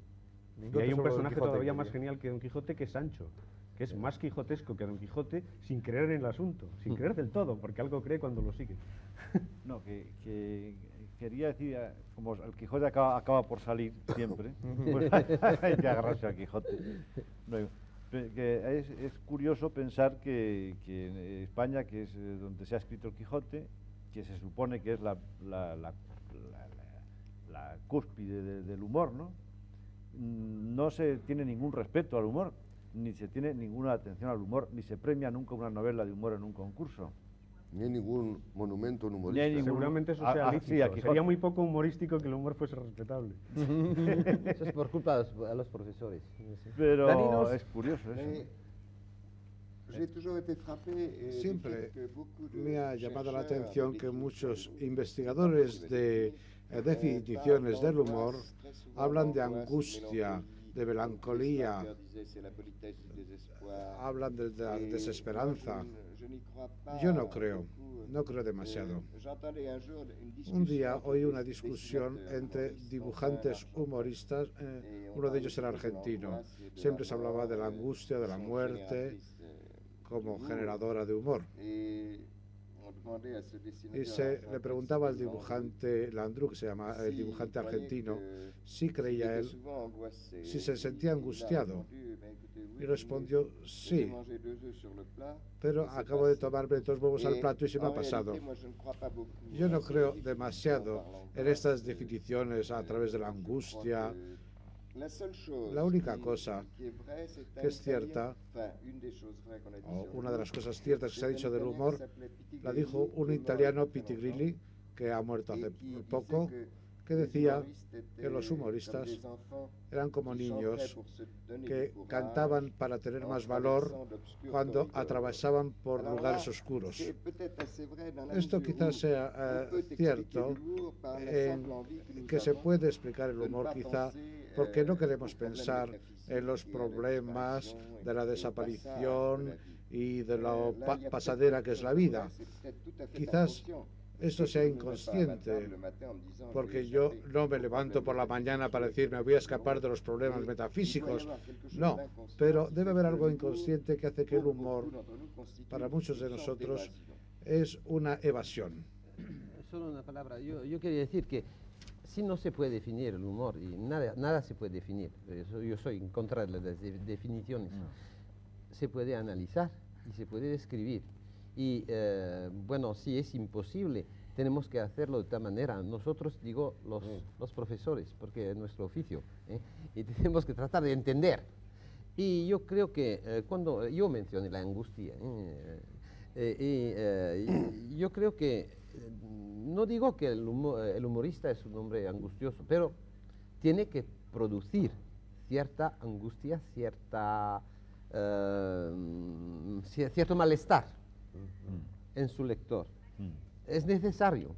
Y lo que puede pasar es que haciendo esto toda una vida como profesión, es una enfermedad profesional que puede contractar, que es la melancolía. Es un hecho que en la historia de los grandes humoristas, sea Swift, que sea Mark Twain, que sea Thurber, son todos melancólicos.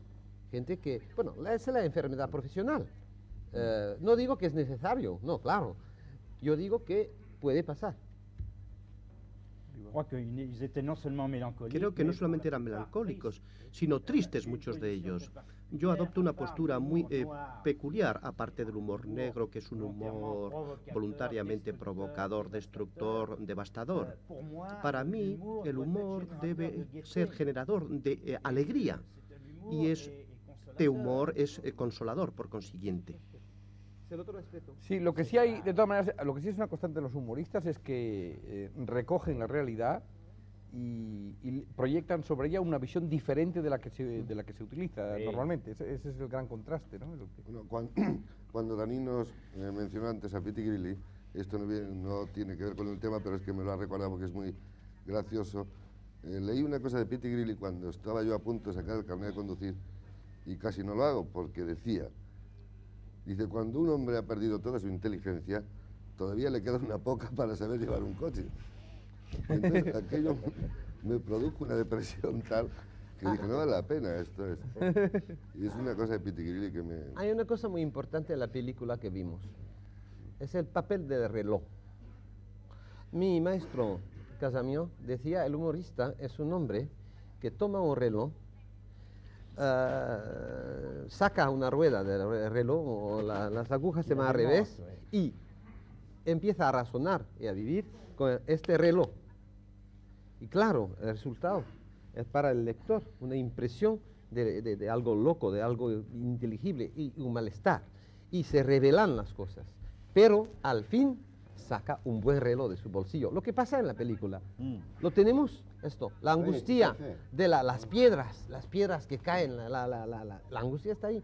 Y al fin y al cabo saca el buen reloj que da la risa, que da la impresión de bienestar. Y cuando hablábamos de geografía también, sobre todo Daninos, que por ejemplo el humor británico sea un humor supuestamente tan intelectual y en cambio por ejemplo el español sea un humor negro.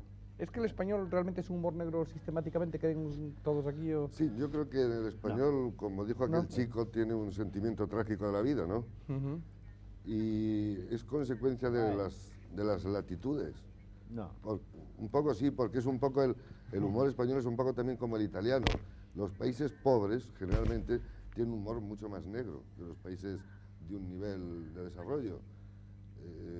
Recuerdo que cuando Mingote dirigía la revista Don José, en la que yo empecé, por cierto, hubo un dibujante sueco, danés, que vino a España con sus dibujos. Entonces, había unos dibujos de unas señoras con el pecho al aire que no podían pasar de ninguna manera, que no se los publicaba en ninguna parte. Sin embargo, se asombraba cuando veía dibujos de ahorcados y de muertos, que dice, estos dibujos en mi país no los puedo publicar, no me los dejan publicar, me los prohíben. Entonces, me parece que hay una cosa de latitudes. ¿Cómo es que en España cualquiera hace un chiste donde se ve el muerto, la viuda, el ahorcado? Perfectamente. Mingote quería, no estaba de acuerdo.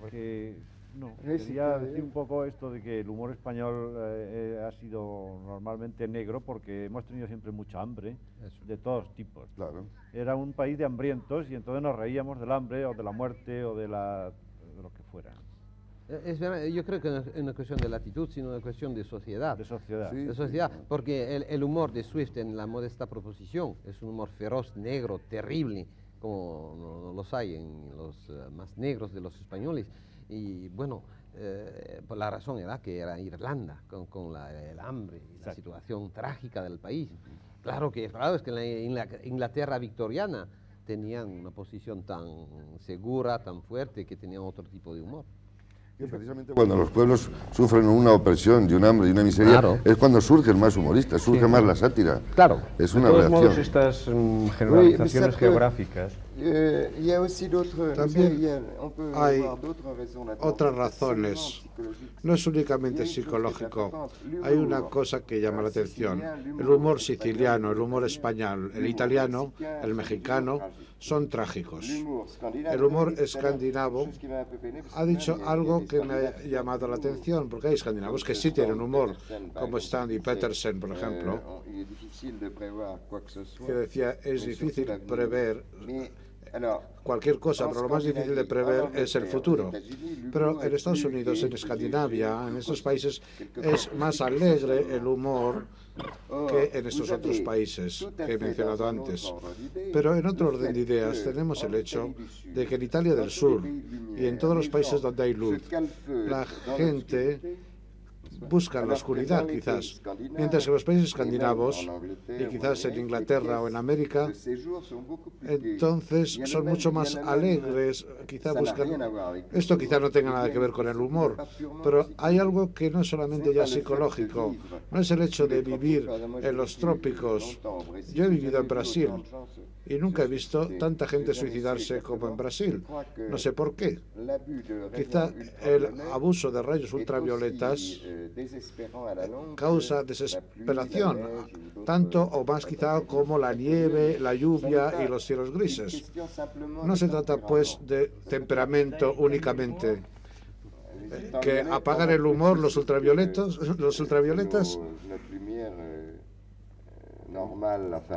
pues nuestra pues es posible, no lo sé. Claro, y también la actitud frente a la muerte, que tiene otra razón, que es la religión, la actitud religiosa.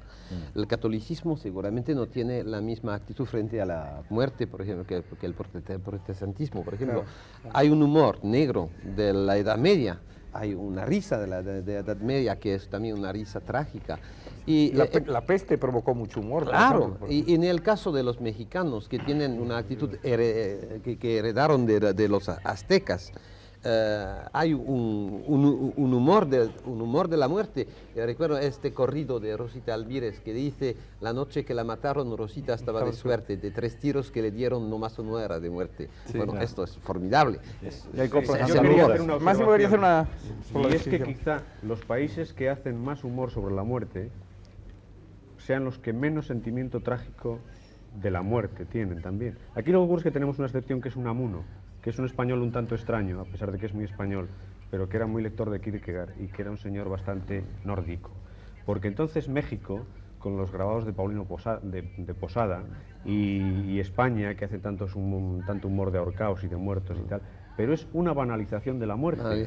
Entonces los países que realmente sienten la angustia de la muerte y el terror de la muerte, como sobre todo son los países nórdicos, no lo tratan como tema de humor precisamente por ese sentimiento trágico que tienen. Y Suecia, no sé si hace dibujos, seguramente no hace dibujos de muertos, pero el señor Bergman pues se enfrenta con los túmulos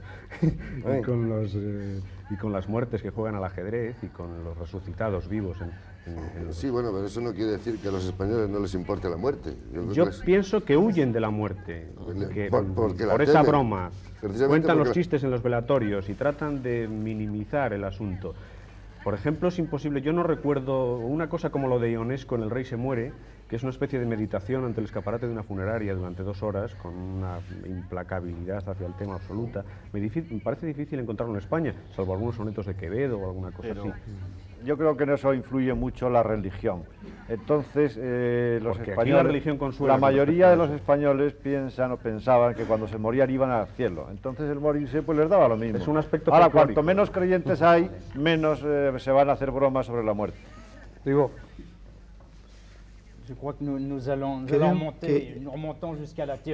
nos vamos ya a la teología y les voy a contar una anécdota. En el Canard Enchaîné teníamos un dibujante notable que era uno de los mejores humoristas y para el que Picasso tenía mucha consideración. Se llamaba Grove, ha muerto hace algún tiempo. Era de origen irlandesa, de católico, se enterró por la iglesia y cuando se murió, pues el cura hizo una homilía y dijo: sé que es uno que no creía mucho, pero se le perdonará todo últimamente porque ha hecho reír a muchos de sus semejantes durante la vida, los ha consolado y Dios es humor, dijo el cura. Lo dijo Chesterton, es un tema fundamental de Chesterton, que el humor es un atributo de la divinidad. Bueno, ya que hablamos de geografía, de política y sobre todo de sociedades, Carpi, que acabamos de entrar en ello, es que el humor, con lo que sí tiene que ver directamente, yo creo que es con la cultura de los pueblos y de las personas, sobre todo. Es una cuestión de cultura. Entre otras cosas porque el humor, además, curiosamente, la risa es lo único que distingue, de una manera por lo menos aparente, al hombre de los animales. Los animales aparentemente no se ríen. No sabemos, no sabemos aparentemente. Dice que hay una mímica aliviadora parecida a la risa.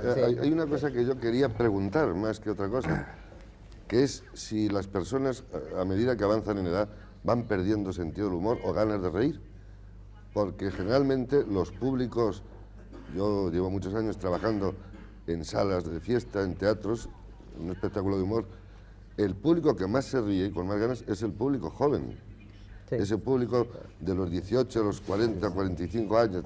El público mayor o no se ríe o es que se cansa al reír. Pierde el gusto de la risa, no el sentido del humor. Sin embargo, eso está en contradicción con lo que decía Daninos al principio. Porque como autor se puede tener, como decía también Daninos, hasta que no se llega a una cierta madurez, no sé, es un gran humorista o un importante humorista o un buen humorista, pero a nivel de receptor, digo, si a medida que avanzan los años se pierde sentido del humor. Es que es una duda que tengo. Daninos. Oui. No, je n'ai pas tout à fait dit ça, j'ai simplement No, solo quería decir que mi longitud de onda me llegó muy tarde, a los 40 años. Antes tenía cosas para las que no estaba yo todo completamente hecho. No se nace humorista, eso ya lo dije antes. Hay fenómenos espontáneos en la literatura que no se producen nunca con humor. Yo creo que en el humor de observación se puede ser un buen humorista observador tarde, después de haber vivido. Eso es normal, pero en cuanto a saber si las gentes de edad ya pierden el humor al envejecer, no lo creo. No lo creo. Un humorista checo que murió ya bastante mayor y murió en Suecia, y una de sus últimas palabras, murió de un tumor en el cerebro, y dijo antes de morir: soy el primer tumorista del mundo. Por lo tanto, le quedaba todavía su gracia con su vejez. Claro que se pierden ciertas, se hace uno menos agudo, eso es cierto, porque el humor es agudez. Los resultados receptivos que observa Cola en su espectáculo, que no están tampoco en desacuerdo con lo que dice Pierre Danino, que es que el humor, como ha apuntado Alvin y tal, es una cosa cultural, es una cosa social, es una cosa tribal. Entonces lo que ocurre, tribal también generacional, tanto lo que tú dices ideológicamente como sobre todo formalmente, en cuanto a que Cole con Tip lo que hacen tiene una técnica, una mecánica, una forma de producirse que está entre el absurdo y lo grotesco y los valores sobreentendidos y unas cosas que entonces conecta con una gente. Entonces yo pienso que vosotros conectáis más con los jóvenes que con la gente mayor. Ocurriría con otro tipo de espectáculo cómico, ocurriría al revés. Se reiría la gente de 40 a 80 años y los jóvenes se quedarían más o menos fríos. No, pero generalmente en un teatro, en una sala de fiestas, en cualquier espectáculo de tipo humorístico, la risa predominante es la del núcleo joven, normal. Será porque los mayores son más débiles. Esto de lo cultural en la risa, en el humor. Hay una anécdota que tal vez Danino se recordará. Hace casi 15 años estábamos en una discusión con Roussin, una discusión pública sobre el humor, no se recuerda. Y Roussin nos narró una historia bastante interesante. Era la siguiente: en una pieza suya había un pasaje en el cual un pequeño burgués ridículo, que quería Roussin ridículo, veía un cuadro de Picasso en una casa y decía: oh, tienen una hija en la escuela maternal. Bueno, era un dibujo. La gente se reía. Eso se rieron en la repetición general, se rieron en la primera. Y después vinieron las primeras representaciones con el público normal. Y cuando llegó el momento, la gente oyeron esto, hubo un pau, y aplaudieron. Porque ellos consideraban que era su propio juicio sobre Picasso, mientras los otros, que pertenecían a la inteligencia, consideraban al burgués como ridículo. Eso quiere decir que el humor, en ese caso, la risa, en ese caso, era un hecho puramente, enteramente cultural. Bueno, pero no obstante... Yo también lo creo. Y además lo de Belson y la parroquia, ¿no? El señor que no llora en el sermón, cuando está todo el mundo llorando diciendo: yo no soy de esta parroquia. Además, yo no estoy muy de acuerdo con José Luis. Creo que la juventud es la que es más melancólica y los que se ríen más son la gente mayor. Lo que pasa es que los mayores que van a veros a ti y a ti es que no se entienden. Es que no les gusta porque no lo entienden, porque es un humor joven, es un humor para jóvenes. No, pero yo creo que el sentido del humor no se adquiere, yo creo que se nace con él. Yo estoy convencido de que yo he conocido a muchas personas adultas, jóvenes, cultas, incultas y gente cultísima que no tenía el menor sentido del humor.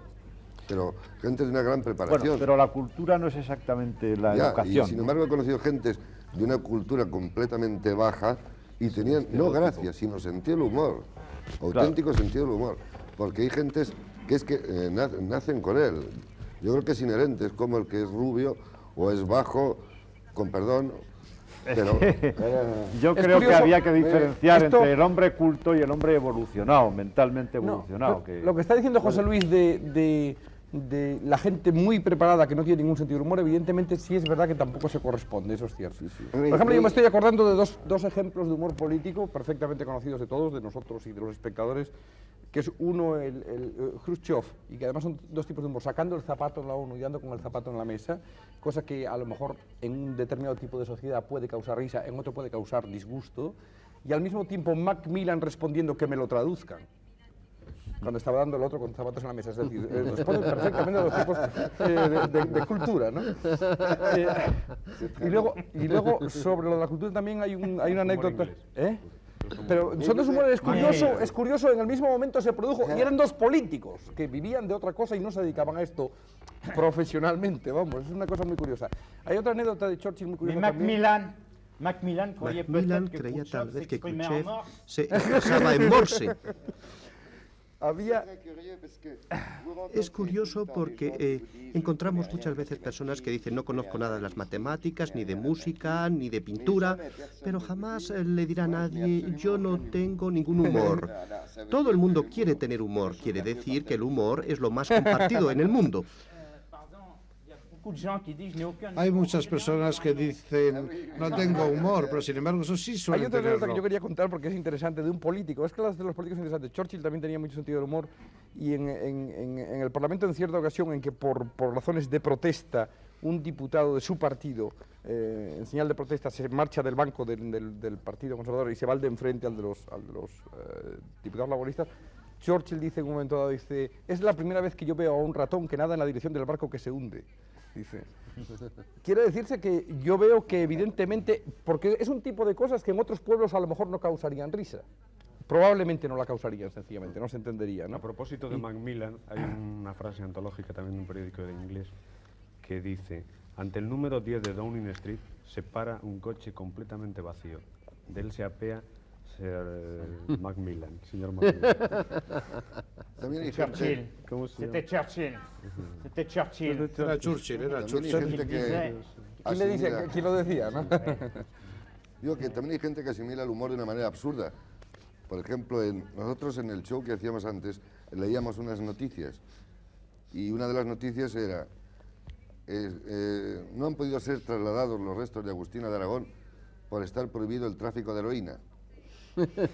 Entonces el portero de nuestra UAT venía y decía, ¿cómo me río cada noche con ustedes cuando dicen eso de no ha podido ser trasladado el cadáver de Agustina de Aragón por estar prohibido el tráfico de marihuana? Y entonces este hombre se moría de risa y yo me volvía loco, digo, ¿pero de qué se ríe? Bueno, entramos ya en el mundo del anecdotario, pero antes de nada yo creo que vamos a pasar a los espectadores para que no se nos acabe el tiempo, porque ellos a lo mejor tienen otros intereses o otras direcciones en que preguntarnos sobre el humor. Javier Vázquez, ¿hay muchas preguntas? Sí, ya lo creo que sí. Vamos a ver, se ha hablado de la dificultad del humor en un régimen totalitario, pero ¿no es la censura el mejor aliado del humorista mediocre, de la revista, que invoca la barrera ideológica para medrar en este terreno? Sí, ¿y cuál es la pregunta exacta? Porque parece un comentario. Si no es la censura el mejor aliado del humorista mediocre. Máximo, quizá. Yo no creo en ello, en absoluto. De todas formas, no hablamos de humoristas mediocres aquí. Es muy raro que se hable de ellos. Pero yo no creo que sea un aliado. Es decir, que el régimen totalitario ayudaría a un humorista mediocre a no manifestarse Creo únicamente que en los países totalitarios no es posible expresarse libremente, sobre todo bajo la forma humorística, o al menos hay que ir al Ministerio del Humor y recibir las órdenes concretas. Pero ciertamente hay mucho humor que ahora está sofocado, ya sea en Rusia o en China o en otros países totalitarios, pero yo no creo en esta historia del humor mediocre voluntariamente mantenido en el silencio. Digamos que se puede ser mediocre sin ser censurado. Es una pregunta a la que no se puede contestar, puesto que nosotros no conocemos ni humoristas mediocres ni países totalitarios. Bueno, pero como sí conocemos, aunque no conozcamos humoristas mediocres ni países totalitarios, sí hemos conocido la censura. Y empleo el tiempo pasado de una manera optimista, porque pienso que hay muchas censuras y algunas difíciles de erradicar. Yo lo que no creo nunca es que la censura favorezca a nadie, ni a los mediocres ni a los no mediocres. La verdad que la censura puede favorecer a un humorista para evitar las trampas de la censura. Pero mientras no se manifieste. Bien, pero es que hay una teoría que se maneja mucho, que es la de la censura mejora el estilo. Cosa con la que yo siempre estoy. Otro de los tópicos que hay en España es que a pesar de la censura se produjo el siglo de oro. Yo pienso que sin la censura o sin esas coerciones habría habido el siglo de platino, y que además solo se conoce lo que se publica, no lo que no se publicó, no lo de los señores que no tuvieron la voluntad, el coraje para luchar contra esas prohibiciones, y que por supuesto cualquier tipo de creación exige la libertad, y que ya hay bastantes censuras con la resistencia de los materiales y con las limitaciones que tiene el talento de todo creador. Y que eso ya son bastantes, y que la censura siempre perjudica. No, en el caso del Canard Enchaîné, ¿no? Debemos recordar que nació debajo de una censura y en contra de una censura. Pero a pesar de la censura. No, a pesar, pero hay una cosa, hay un título de crónica en el Canard Enchaîné que es L'air de ne pas en avoir l'air. No sé cómo se traduce al español. El aspecto de no tener el aspecto. El aspecto de no tener el aspecto. Y esto es la base, creo, del estilo de humor del Canard Enchaîné. Y esto viene precisamente del hecho que empezó su actividad debajo de la censura. Lo que ocurre es que habría que el Canard Enchaîné se vio obligado, para poder escapar a veces a la censura, tuvo que utilizar el procedimiento de anunciar noticias falsas. Entonces el lector tenía que comprender que se trataba de una verdadera noticia, una noticia auténtica. Naturalmente, no creemos en la noticia falsa de que... Yo únicamente querría hacer una especie de descuento a lo que acabo de decir ahora mismo, y es que lo que sí obliga a la censura, y esto a lo mejor es un bien indirecto, es a que al no poderse decir las cosas directamente haya que buscar un lenguaje inteligente. No el mejor de los lenguajes, pero sí inteligente. Y cuando desaparece toda coerción o todo obstáculo, entonces esa libertad absoluta también favorece un acarreo de materiales burdos, zafios, primarios, unos cantos rodados sucios, que que confunden la libertad absoluta con un todo es posible en el cual hay mucho escombro, digamos. Bueno, a veces la censura puede ser educativa incluso y formativa, porque yo recuerdo que cuando empecé mi primer trabajo en la revista Don José, hace ya 20 o más años, yo publiqué un artículo y hablaba sobre Viriato, el caudillo lusitano. Entonces la palabra caudillo me la tacharon y dije, pues no sé, me han enseñado una cosa, es que yo creí que era un caudillo lusitano. O sea, quiero decir que a veces la censura enseña. Otra pregunta de los espectadores, por favor. Entonces, señor Ribó, en su revista se utiliza el humor para proclamar verdades que de otra manera habría que silenciar. ¿Ha oído el señor Ribó? ¿En qué caso hay que escapar? Podemos escapar a la censura. Me gustaría que se me repitiese la pregunta, por favor. Si se utiliza el humor para proclamar verdades que de otra manera habría que silenciar. Sí, es evidente. Existe una forma de utilizar el humor para dar a entender ciertas cosas que no podríamos decir de la misma cosa abiertamente. ¿Otra pregunta? Existe humor blanco, humor negro, humor verde. ¿qué variedad cromática hay dentro del humor y en qué consiste o se diferencia cada clase? ¿Quién quiere responder a esto? Yo creo que no hay humor blanco. No hay humor blanco. Un humor blanco es imposible. Un humor siempre tiene un color, es decir, en el sentido que se emplea aquí. Es decir, tiene un valor emocional. Humor negro. Humor verde no veo exactamente lo que sería el humor verde. Hay un humor amarillo, seguramente, cuando se dice en francés que sería amarillo. Es decir, en forma un poco... Sí. Bueno, hay el humor, que no sé aquí si se puede llamar verde o pálido, el humor de, por ejemplo, de lo obsceno, de lo sexual. Pero yo creo que solo hay dos clases de humor que hay que considerar, que es el humor bueno y el humor malo, y que lo demás son ganas de perder el tiempo. Ganas de calificar ya. Ganas de calificar gratuitamente, ¿qué más da? O sea, a ver, bueno, tampoco vale la pena que se me oiga demasiado, pero, sí, se me ha caído este aparato. O sea que quiero decir que, ¿qué más da? Que sea verde, amarillo, rojo, azul. El caso es que sea bueno, ¿no? Dani nos decía. Sí, también creo que el humor, si es bueno, tiene que ser universal, tiene que ser comprendido por todo el mundo. Si solo se comprende poco y en pocas partes, es que no es verdaderamente bueno. El verdadero humor debe ser comprendido en todo el mundo. Es cierto, y es tanto más universal que es más nacional. Sin embargo, es claro que evidentemente hay un humor más de élite y otro más popular. Es decir, el humor tiene un alcance sobre arquitectura, también poesía, también muebles. No, pero sí, efectivamente. Es que hay humores de grupo, existe el humor de grupo. Y pues se puede utilizar. Hay un humor científico, por ejemplo. Uno de los buenos libros que conozco es un libro publicado por científicos americanos que se llama... no recuerdo ahora, pero eso es un humor de físicos y es excelente, pero hay que ser enterado de física para entenderlo, claro, enteramente. Y hasta cierto punto el humor puede servir de método científico, se utiliza. En el caso del brainstorming, que se emplea en forma muy corriente, lo empleo en mi instituto para investigación, consiste en lanzar toda clase de ideas completamente locas, de chistes, y al fin y al cabo, bueno, cambian los puntos de vista, se rompen las maneras de pensar demasiado estereotipadas y, bueno, se logra avanzar. Esto es un tipo de humor que no es universal, pero que sirve, es un humor útil. Otra pregunta de los espectadores. ¿Este diario como expresión de actualidad que busca, sonrisa o denuncia? ¿Cuál? ¿El diario? ¿El Canar?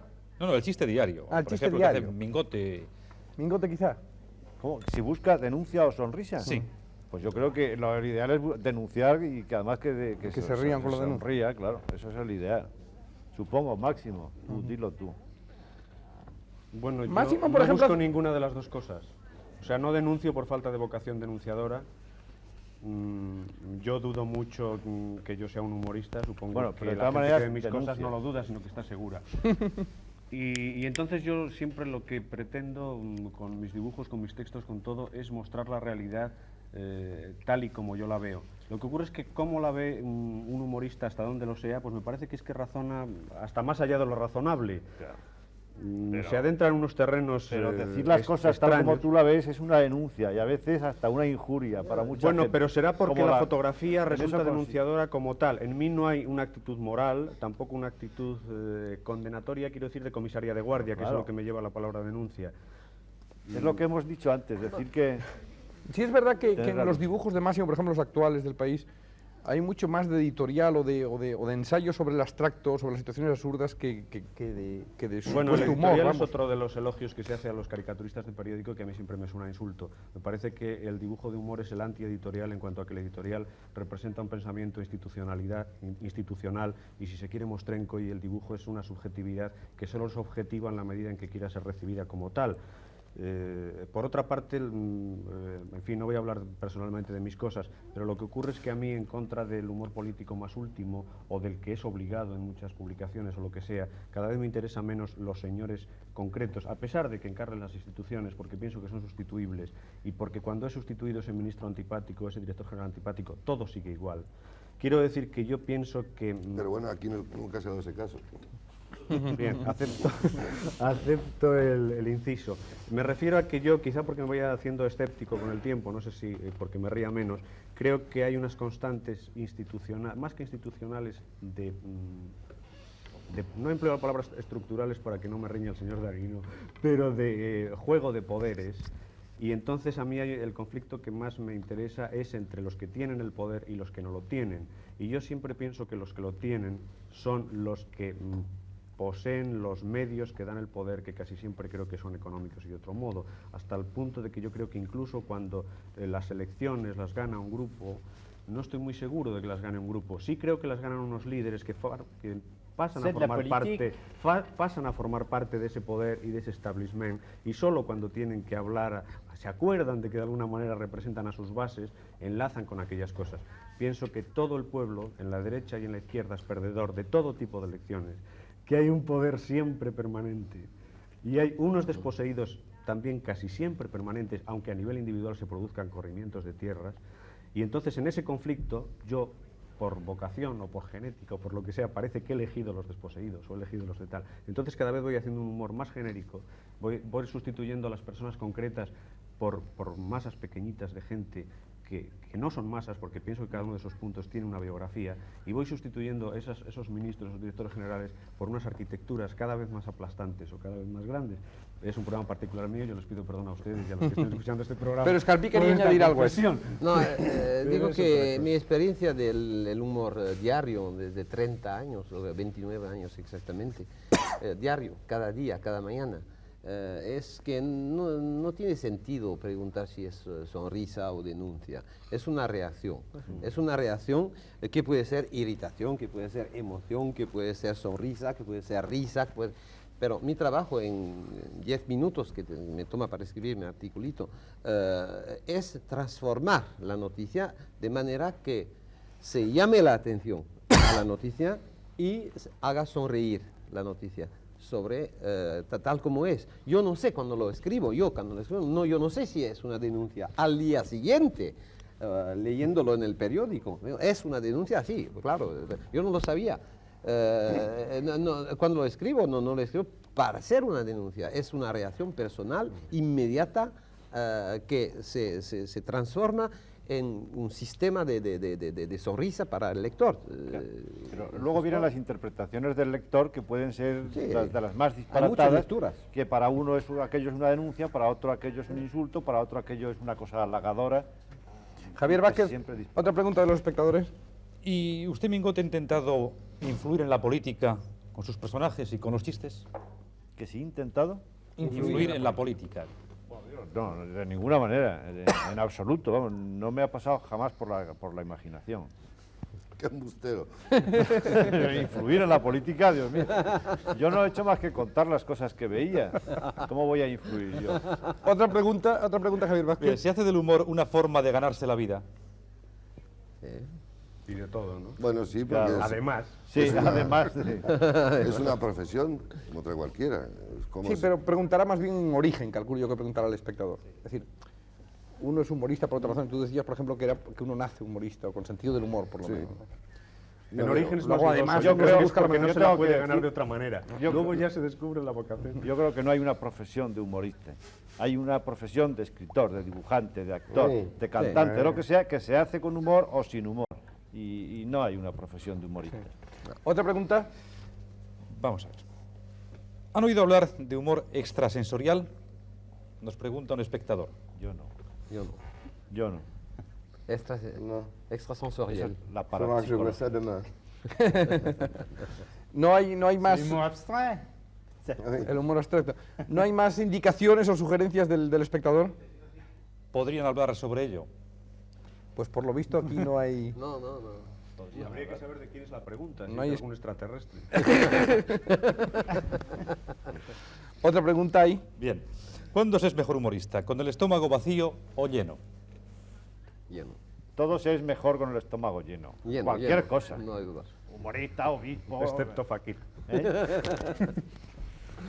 Camarero. Y el amor, que corta la digestión. Otra pregunta. ¿Lo chabacano, lo grosero es también humor? Bueno, yo, No. perdonadme que yo de Sí, sí. pronto haya contestado con este No, pero esto es dogmatismo. interesante. Es otro aspecto de la cuestión interesante. No, es importante. Puede serlo en un contexto de, bueno, Rabelais, por ejemplo, en un contexto de este tipo, con cierto lenguaje, ciertas imágenes, cierta manera de relacionar. Por ejemplo, el humor gascón de mi tierra es un humor bastante, bueno, grosero. Pero elaborado por una... Bueno, población campesina. Es curioso, antes que hablábamos de las... Pero grossier, mais il ne peut pas être vulgaire. lo que quiere decir es que yo creo que no hay humor pornográfico, por ejemplo, no hay humor incluso erótico. Yo creo que porque eso es demasiado serio, es una cosa triste. El erotismo es una cosa muy triste. No hay humor erótico. Pero humor grosero puede haber. Sí, somos nosotros, los gascones, somos groseros naturalmente en nuestra manera de hablar. Yo vuelvo a repetir lo que dije al principio, que es que yo, cuando se trata de algo chabacano y grosero, ya no le llamo humor. Yo le llamo otra cosa. Depende, porque usted no es grosero, Claro, pero sí lo soy. Sí, Lo yo que he sido ocurre es que en un grosero contexto grosero solo muchas veces, existe esa pero clase entonces de humor. no Y las era humorista. personas no groseras, en un momento determinado, decidimos por un momento de vacación ser groseras y reírnos con aquello. Si me permite, en Quevedo hay unos ejemplos de humor bastante grosero. Sí.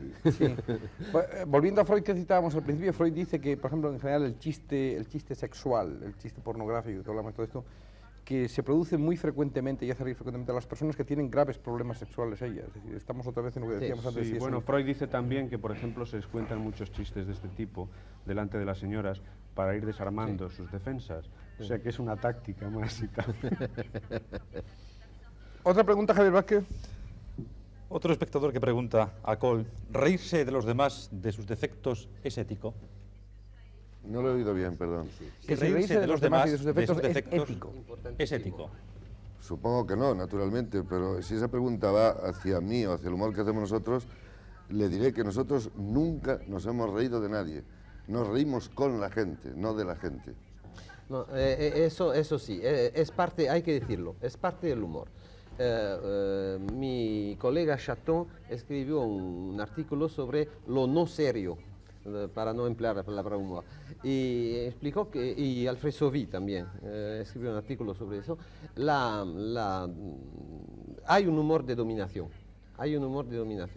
y es un hecho que en la Edad Media, por ejemplo, reírse de los ciegos, reírse de los cojos era una cosa natural y que se hacía. Naturalmente era la manera de darse seguridad a la gente con salud, con los dos ojos, darse seguridad, reírse de los ciegos, de los infirmes.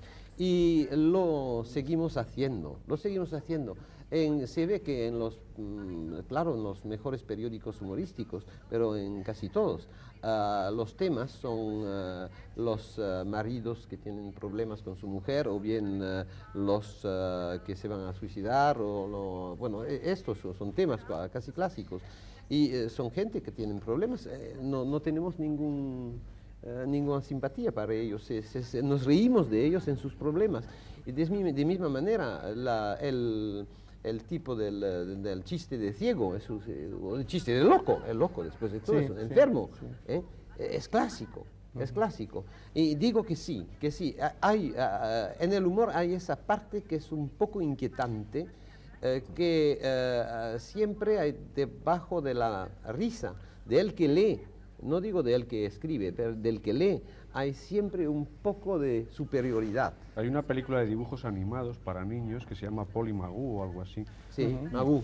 Que es un señor que toda la gracia, que a mí personalmente siempre me ha parecido inquietante, como usted dice, casi y ciego. extraño, porque hacer que los niños se rían de un señor cuya comicidad reside exclusivamente en que se tropieza y se pega con todas las cosas porque no ve, pero eso existe. Sí, de todas maneras en este Oui, mais ça rejoint, ou plutôt Sí, ça ne rejoint pas. esto Je disais tout à l'heure à propos de l'esprit. Le humor, también c'est un esprit. se refiere a lo que decía antes entre la palabra francesa esprit y el humor.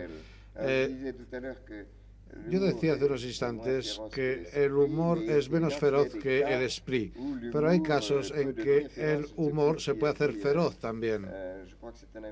Un americano creo que escribía, nació idiota y tuvo una recaída. Pues bien, es bastante cruel decir esto. No se pueden establecer clasificaciones y creo que se llega... Pero en esta parte de lo inquietante del humor sí es verdad que en este jugar, por ejemplo, con la deformación de la realidad o la realidad está deformada, o sea, este hipertrofiar, caricaturizar la realidad del humorista, sí hay a veces efectivamente el buscar, el hipertrofiar aquellos defectos que pueda encontrar en una supuesta, entre comillas, víctima. Y ocultar al revés, ocultar las virtudes. Sí, es decir, hay puede haber una crueldad, efectivamente. Hay un aspecto que no se ha tocado en este coloquio, que creo que el humor está quedando bastante bien, y que es uno de los peligros del humorista. Indudablemente, de una manera tierna o de una manera cruel, se fija mucho en los defectos porque eso es lo más resaltable y son los mejores temas.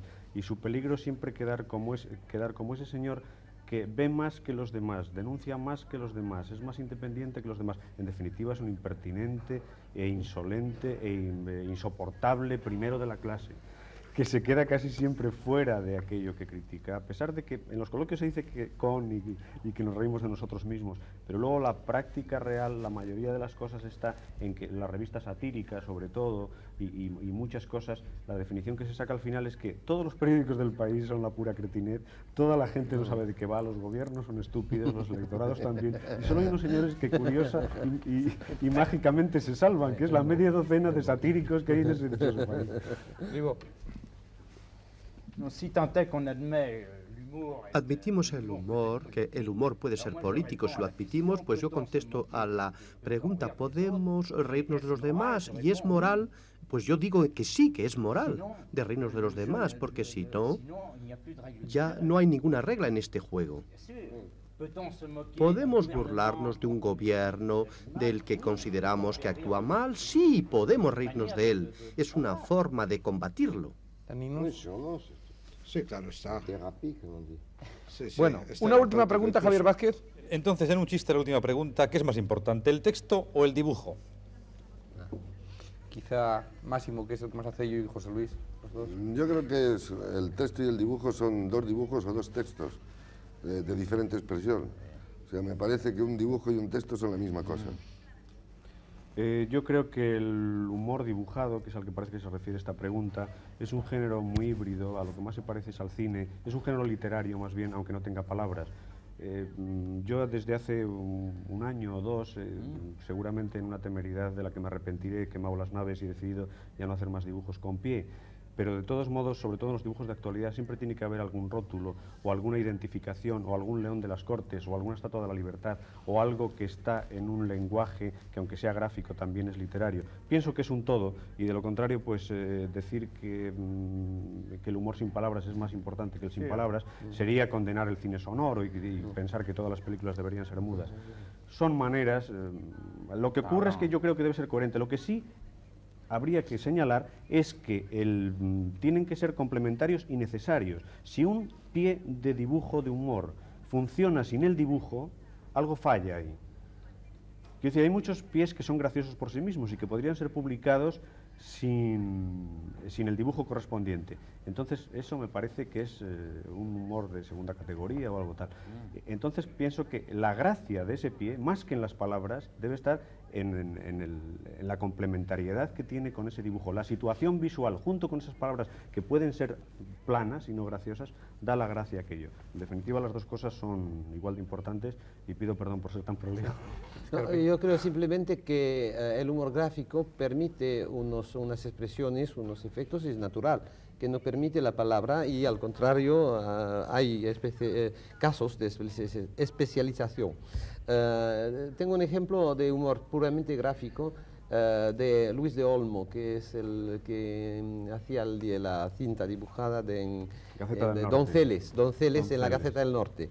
Bueno, hizo una cosa, una vez era un hombre que pasaba frente a un hueco en la calle y se caía dentro. Bueno, risa al primer grado.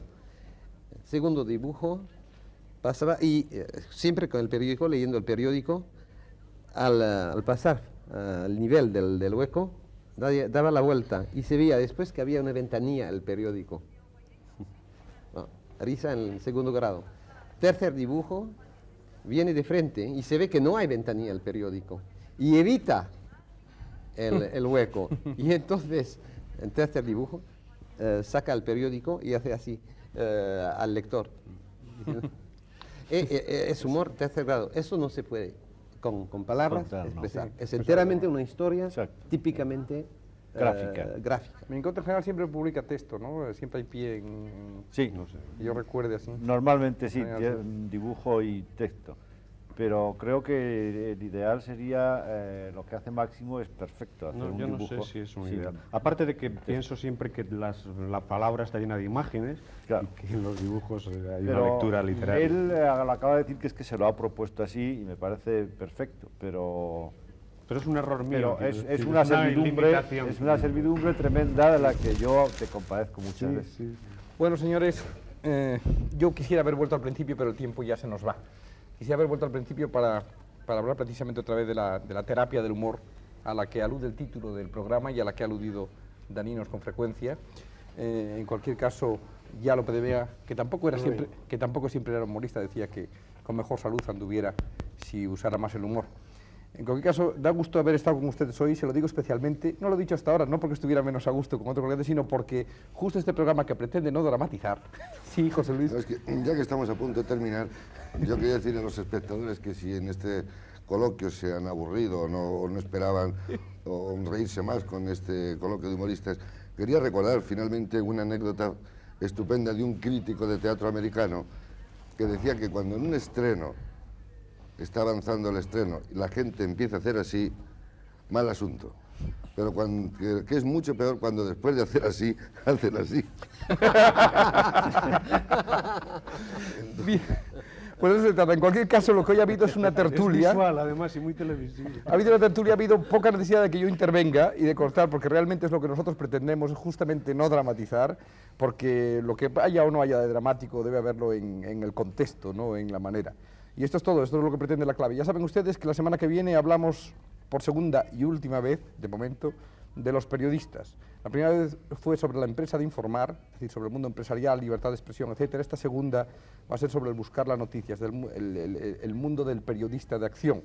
Bien es verdad que como ha habido alguna crítica en su momento al respecto, diciendo que había quedado demasiado desfasado del lado a favor de la empresa privada periodística, pues vamos a dar una oportunidad también para que haya de nuevo defensores de la empresa periodística a nivel privado y a nivel público. En cualquier caso es, como digo, buscar la noticia, y para ello tenemos una película, Corredor sin retorno, realmente excelente, y creo que se corresponde bastante bien con lo que nosotros pretendemos en el programa de la próxima semana, de modo que muchas gracias a todos ustedes y hasta la próxima semana. Muy buenas noches.